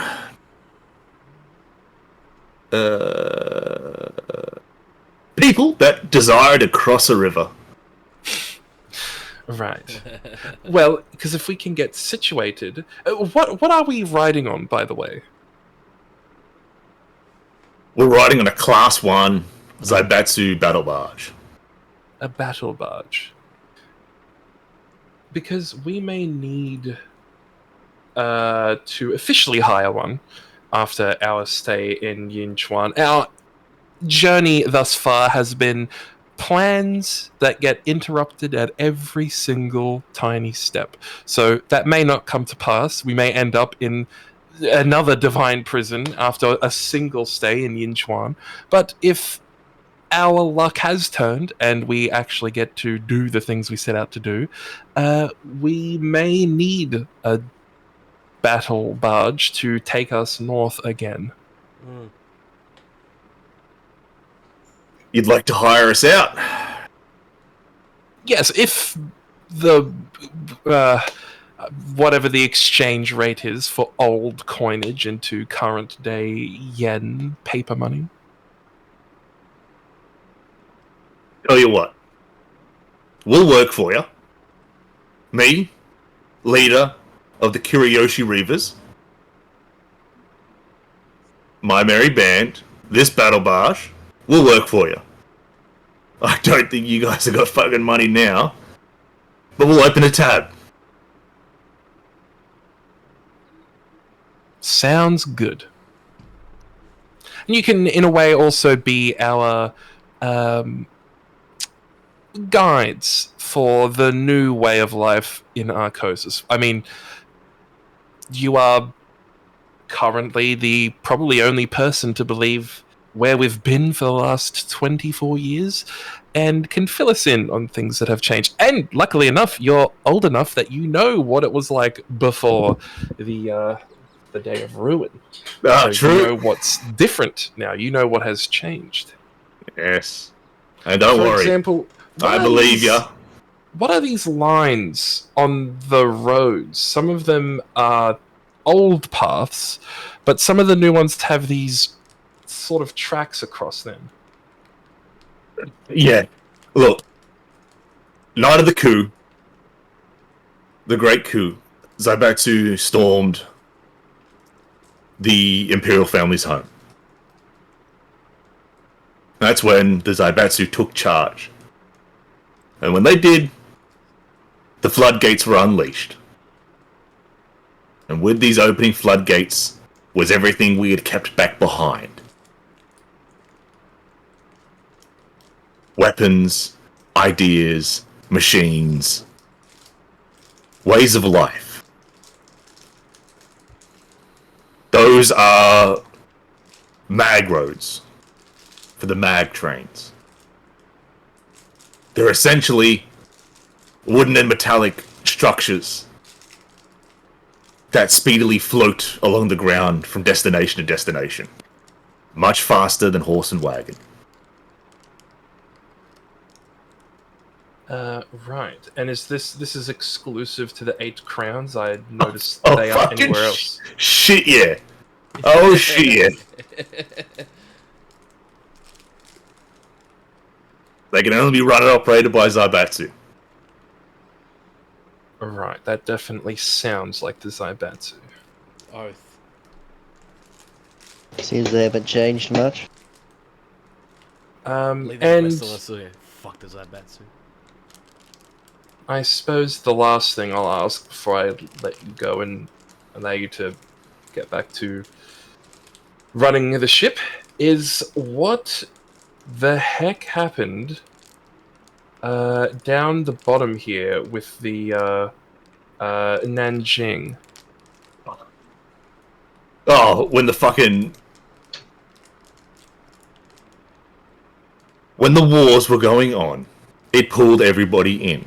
And because it pulled everybody in, the people that were meant to keep the barriers up around Zhang Fei couldn't do it anymore. And what happens when a barrier that stops working? Undead. Flood. Insurmountable numbers. No longer held back. Free to roam. Well, how did everyone manage? They fucking didn't. Well, it looks contained. It looks contained.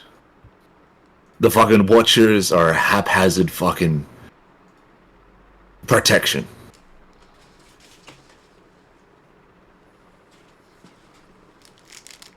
Let me just say that if you find yourself within the river of the Watchers, you gotta fucking be of good heart.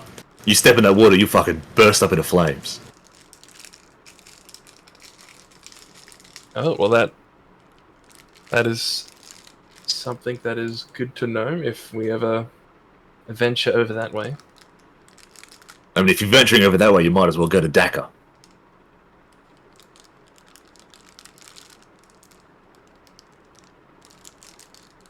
Yes, that is marked as a city. Do people live there? By people? Do you mean those of the mortal realm? Yeah, some live there, for sure.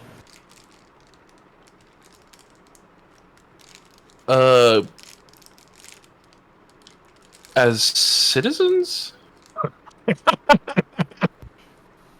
God, no. That's cattle. Right. Where all the fucking Wow. cats go. The Rakshasa are all there? Yeah, yeah, that's their fucking little containment zone. So they're nowhere else on Arcosis anymore? No way. No, not off the night of the 1,000 suns.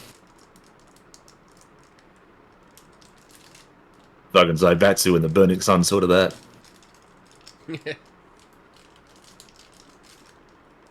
Right, and so now they're all in Daka, raised and killed for what? The undead? For some reason, the cats always seem to land on their fucking feet. We push them out of the cities, they fled south, they create Daka, and then they use that place as a form of fucking mercenary work. Adventurers, travelers, those that they can hire their experiences, take trips to Nanjing, into the fucking Forsaken City, for ruins and charms and all that shit that was left behind. Oh. Alright, might be, I feel like I'm writing down a grocery list of things that we're going to need to check out. That did not sound like a place that I would want to visit, but after hearing that all the cats are down there, might be worth a small pop in if we run out of other stuff to do. It's not a safe place, mate. I expect it isn't. But we do have prior relationships with the Rakshasa. Oh, that's good. Tenuous as they are. They are relationships nonetheless. Question. Do any of you worship foreign deities? Yes. Nope. Well, have you heard of our lordesses and saviors of Alvina and Kashotan? They're brand new gods. No, I haven't. Well, spread the word, because they're around. I'm not going to do that. Right. If you thought religion was bad before, it's fucking worse now. Well, isn't that just in the Eternal Sun? What is it like everywhere else? It's just as bad. Whereas, look, the Cargonet has a slight leniency. And it's only because his wife is a fucking hard ass. If he had his way, it would just be Tengri's parents. Ways of old. None of that new age shit. I even think Gok Tengri, for all his worth, is you know the guy that fucking made him. Don't even worship him. But if it wasn't for his wife, that'd be it. But because of his wife, the Fey Lords get a bit of love. So if you want to pretend that your deities are Fey, then you might get away with it. It's good to know that they are. Oh, well, excellent. No harm, no foul. Yes. Oh, sorry. I forgot to say Alvina and Kashotan are very much Gok Tengri's children. I don't believe it. Fuck it. I'll make that no kids. He's fucking shooting blanks. Well, the divine prison that I was talking about, that's who was in there.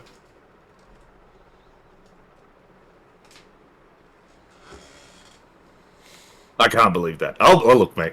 My sense of believability only goes so fucking far.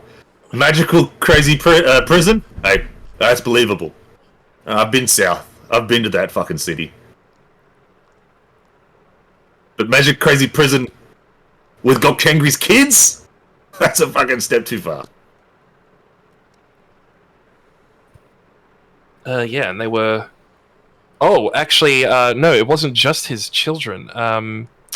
His wife, or mistress. Did we ever settle on what she was? I think she was the mistress. Yeah. I thought she was the wife. The Banshee was the wife, Yeah. and the lady trapped on the obelisk was the mistress. Yes, that's what. Yeah, that's what I was talking about. The obelisk lady. Yes, the Banshee was the wife. Right, I did forget that part. Yes, so, I mean, I'll exclude mentioning the wife, but yes, the mistress was also there. All right.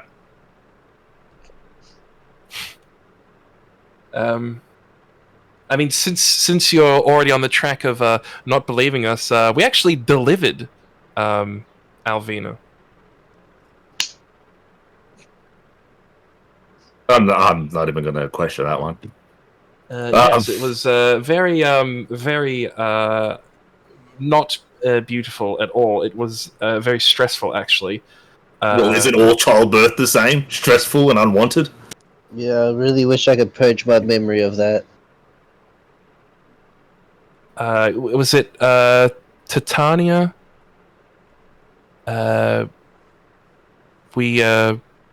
She was trapped in the prison, frozen, pregnant. And when we unfroze her, she, What, gave birth and died? well, yeah, actually. Fuck, imagine that. Trapped in fucking time at the very end of giving birth. Fuck me. Yes, like I say, it was very stressful. It was not very pleasant to go through at all. It was, I was concerned I was going to fuck something up. All right. And you don't want to help deliver a god child and be the person that drops the baby on their head. And now you've got some sort of fucked up baby who has the power of the divine. That's But bad. thankfully, Alvina turned out to be very nice, actually. Well, that's fucking good. And she did, in a very great way, save our life when it came to helping the other child. Well, I say child, she was fully grown, but a child of Goktangri. Right. Ezekiel, you can't publicly worship the Queen of Cats. Yeah, No one likes the animal lords. Yeah, I saw the map. What happened there? Was that also the champion? No, Oza did that. Well, he's the champion, so, it's one and the same, really. Not a champion of mine. He's not a champion of anybody's.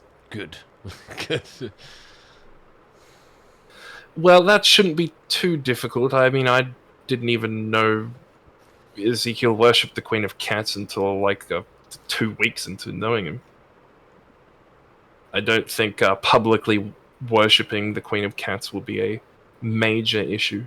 Look, the animal lords have been blamed for quite a lot. Most of it's propaganda, but it works.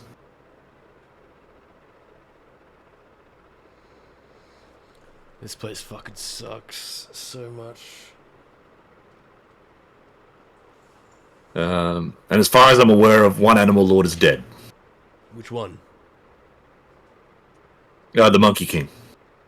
Oh, I was gonna bet that Mammoth. We met his people in the labyrinth, didn't we? We did indeed. The Monkey King? The Simeon, Yushubu, or something that his name was that I wrote down.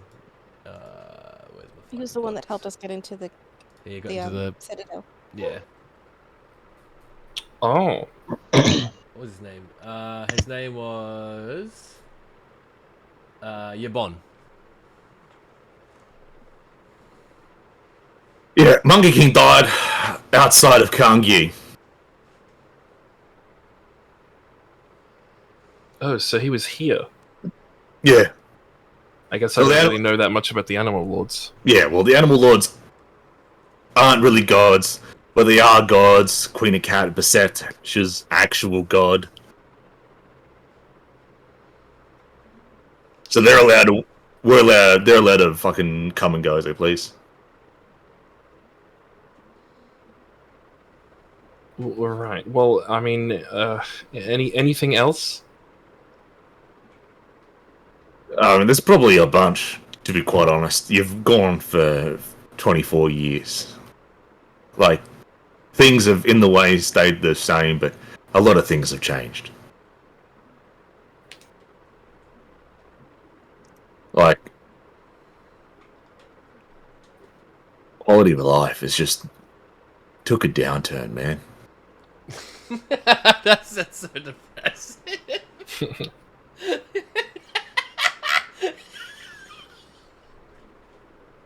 Yeah, this guy's alright. I don't know why anything else. Yeah, this guy's alright.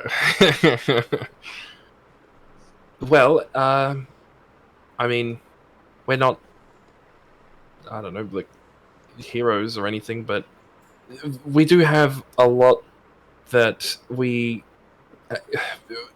paths that we can take in order to help some. We are on a mission a little bit at the moment, but... Oh, well, good, don't tell me. Oh, well, no, I don't think I will. But hopefully we can ultimately restore the foundation upon which Arcosis was built.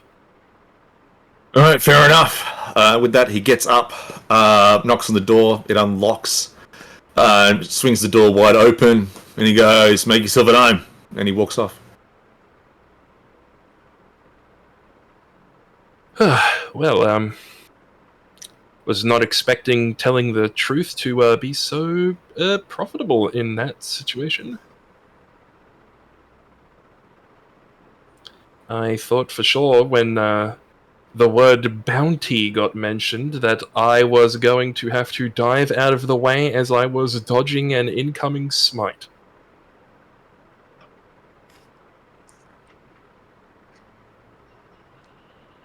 What exactly happened to you guys before you entered the labyrinth? Well, oh, I'm just as surprised as you, see it? Because I didn't really feel like we did a whole bunch of anything, really. I think the simple answer is that a bunch of the movers and shakers of Arcosis encountered us at some point and are now all leaders across the country. That's a good way of putting it. I think that's simply what has happened. I don't think me or Ezekiel are important in any way. I mean, I guess Danzok is now the Praetorian leader of Vesta Fetus, and Oza is somehow the new champion, or was the old champion the whole time, and now runs the Kingdom of the Eternal Sun. But and then I don't even know what's happened to Nayu. He's out there somewhere, and yeah, it's just me and Ezekiel now out of the original lot of us, and I don't think we've really done much of anything. Yeah. Really, we were just sort of there for a lot of really big stuff that happened. The cleaving of Chengdu. We had a run-in with the guild in Nanchang, and we sort of happened to be in the right place at the wrong time and had to defend the palace at the old capital. But other than that, no, not really anything of import. Right then. It's just all sort of happened.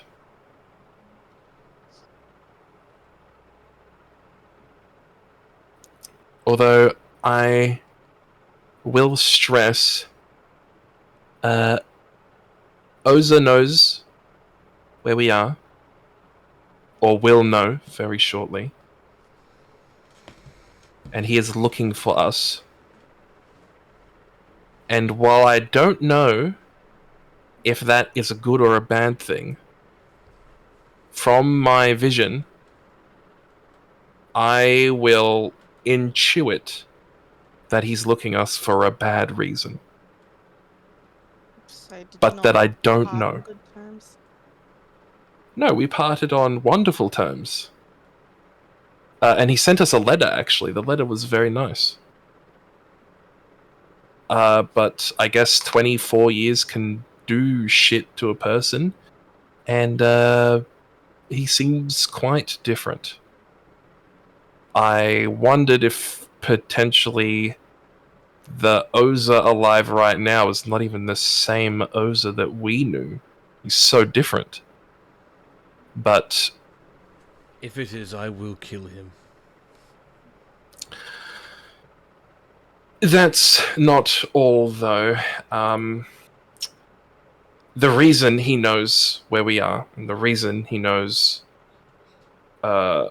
we are back, is because of someone I know. From before I lost my memory. I don't know much about him. Obviously, I lost my memory. But the little I have gleaned from visions, I believe he was my old boss. And also potentially the person who stripped me of my memory and left me for dead in Kangi. And he is a changeling, which makes things even more difficult.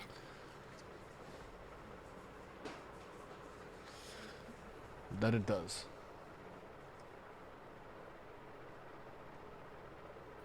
But he is after us, which frightens me a little bit because of the visions I've been having. He somehow... Some of the visions are protected from my sight. Some of them, not all of them, but some of them fight me to see in the first place. So there is something going on with him. I'm not sure what he wants. My theory about him changes all the time. I'm not even 100% sure what his name is. It could be a Yukteshiga, but it also might not be Yukteshiga.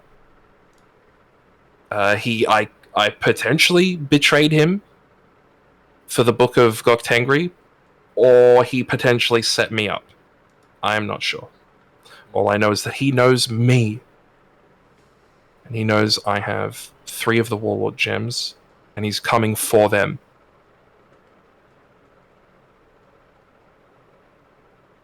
But it's the fact that he knows me and I don't know him that scares me. Yikes. But we might have a little bit of time. He is currently in, well, from my vision anyway, he is in the Kingdom of the Eternal Sun. I'm assuming in the capital where the throne is, wherever that is. So we have a little bit of time before he can potentially catch up.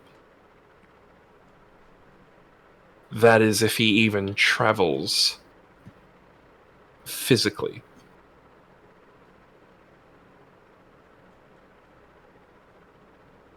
But I thought I would make everyone aware, because he is a changeling.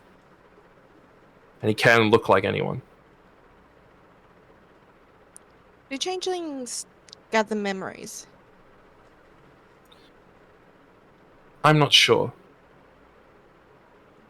Maybe we can ask around about it or study somewhere. 'Cause But I'm only asking is if one of us gets replaced, we at least have our memories to verify.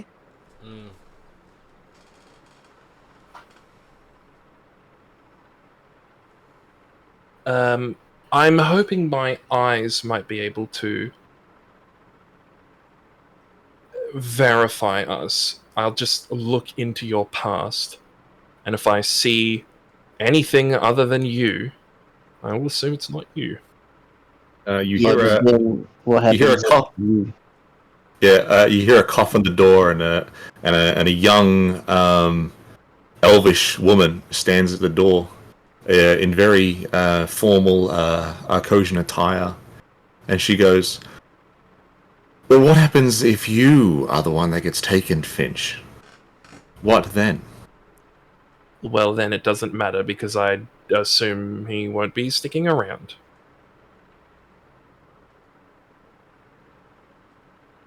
And this woman, she looks familiar. An elvish woman who looks familiar. She does. Pale white skin,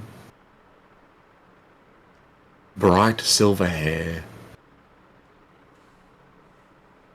a nice and warm smile.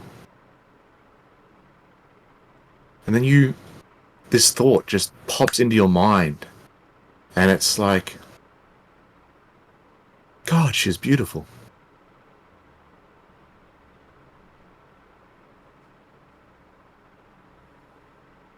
I just stare.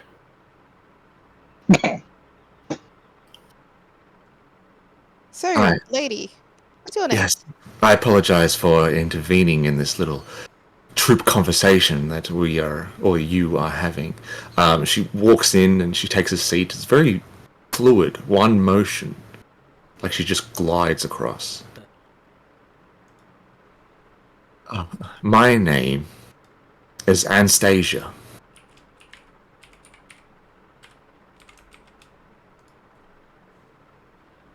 And Out of you, character, would we know this name? you would not. Okay. And you must be Sia.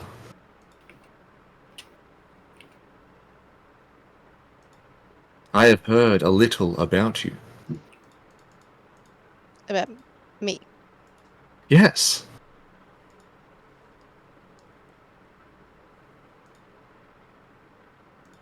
I had a dream, and I saw you.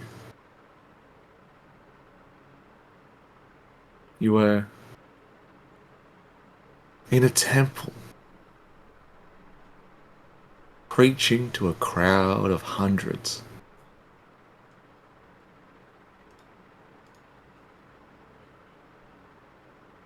And then a little birdie told me where you were. So of course I had to get the captain to come see for myself.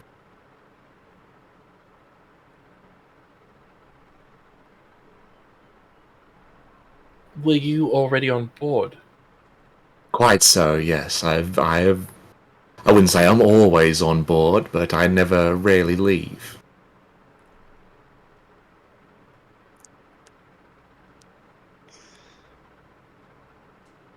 So what do you want? What I want, Sia, is something so simple and so easy, it'd be like breathing. And I would like for you to preach to my crew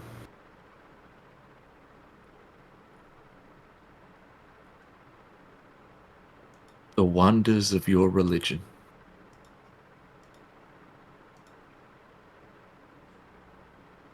And what do you get out of it?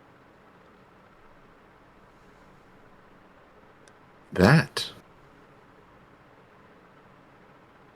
Something that I have not seen yet. But I'm sure, given time, it'll turn around.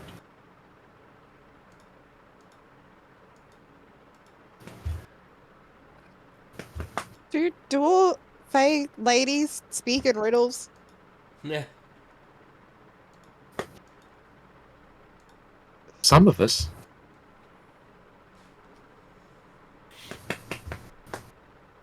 So all you want me to do is tell this crew about my religion. Yes. Not so hard. Very much easy. The problem is when you talk like this, it makes me feel like I'm walking into a trap. You have our protection, but there are no traps here. I mean, the biggest trap would have been when you first got on board my ship. And you say that like I didn't have a plan to get out. Oh, Sia, I am sure you've got a great many plans. Can you stop that? That is creepy. This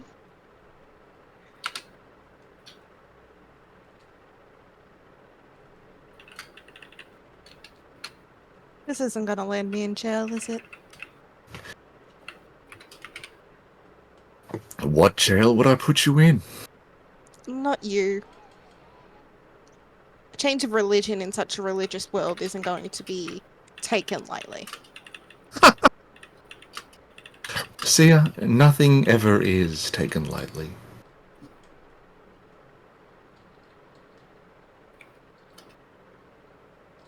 We start small, and then we grow. Like the great Venus plants of old.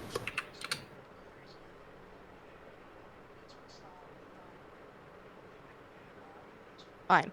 I can preach to these people, Excellent. as long as you don't twist my words. What words are there to be twisted, Sia? Any words can be twisted. That may be true. Ooh, you're a sly one. But it's great to have a herald on a ship. And with that, she gets up and walks out? Why are they always like this? As she was walking out, I quickly pipe up, but also then, slightly cringe because I piped up a little too quickly. uh, have we met before today? She gets to the door and she steps out. And then you see her head pop back in, and she goes, "Finch, I've never seen you before for as long as I've been alive." And then she disappears.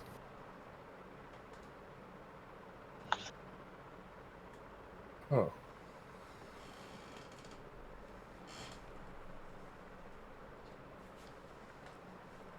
Well, I guess there's not much left to do than wait to arrive in Yingchuan.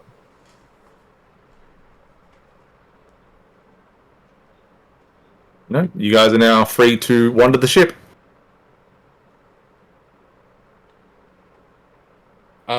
I am not really going to leave this room.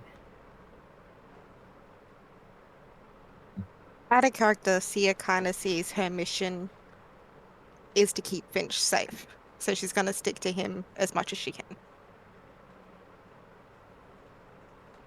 Whistle will explore a little bit, but he's gonna watch his back. He still doesn't trust these guys. Yeah.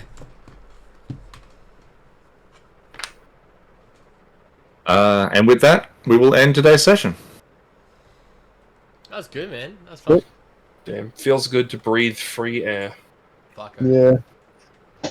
And now we've got a medieval Mass Effect where we have our own little Normandian crew. Yeah, I did try to push. Alrighty, well, that concludes possibly the end of Ezekiel of this campaign. Obviously, to some who are just, I mean, I don't know how many fucking people are gonna be watching this. I shouldn't swear. I don't know how many people are gonna be watching this, but obviously, I'm gonna be going for a little bit of time. I have a lovely child being born in 4 days, so I may not come back to it for a long, long time. I may come back to it. I don't actually know what the schedule is going to be like. So it's been a ton of fun being able to play Ezekiel in this game, and I've been really enjoying the character. I've been told he's going to be kept around, which is cool, so I get the ability to come back to him, which would be great. But if not, then it's been a good time playing him. So I hope you've enjoyed watching this. I believe Jacob, the DM, will still be recording the sessions, so he may even just upload them for me, or I can upload from a folder, which would be cool. But if not, I hope you really enjoy the Coasters campaign. You can also go back and watch the campaign 1 we did originally with Regan and Dante and Maddie, and obviously myself. And hopefully we get a new one coming soon, which would be great. But of course, thanks for watching, and I will see you in a bit.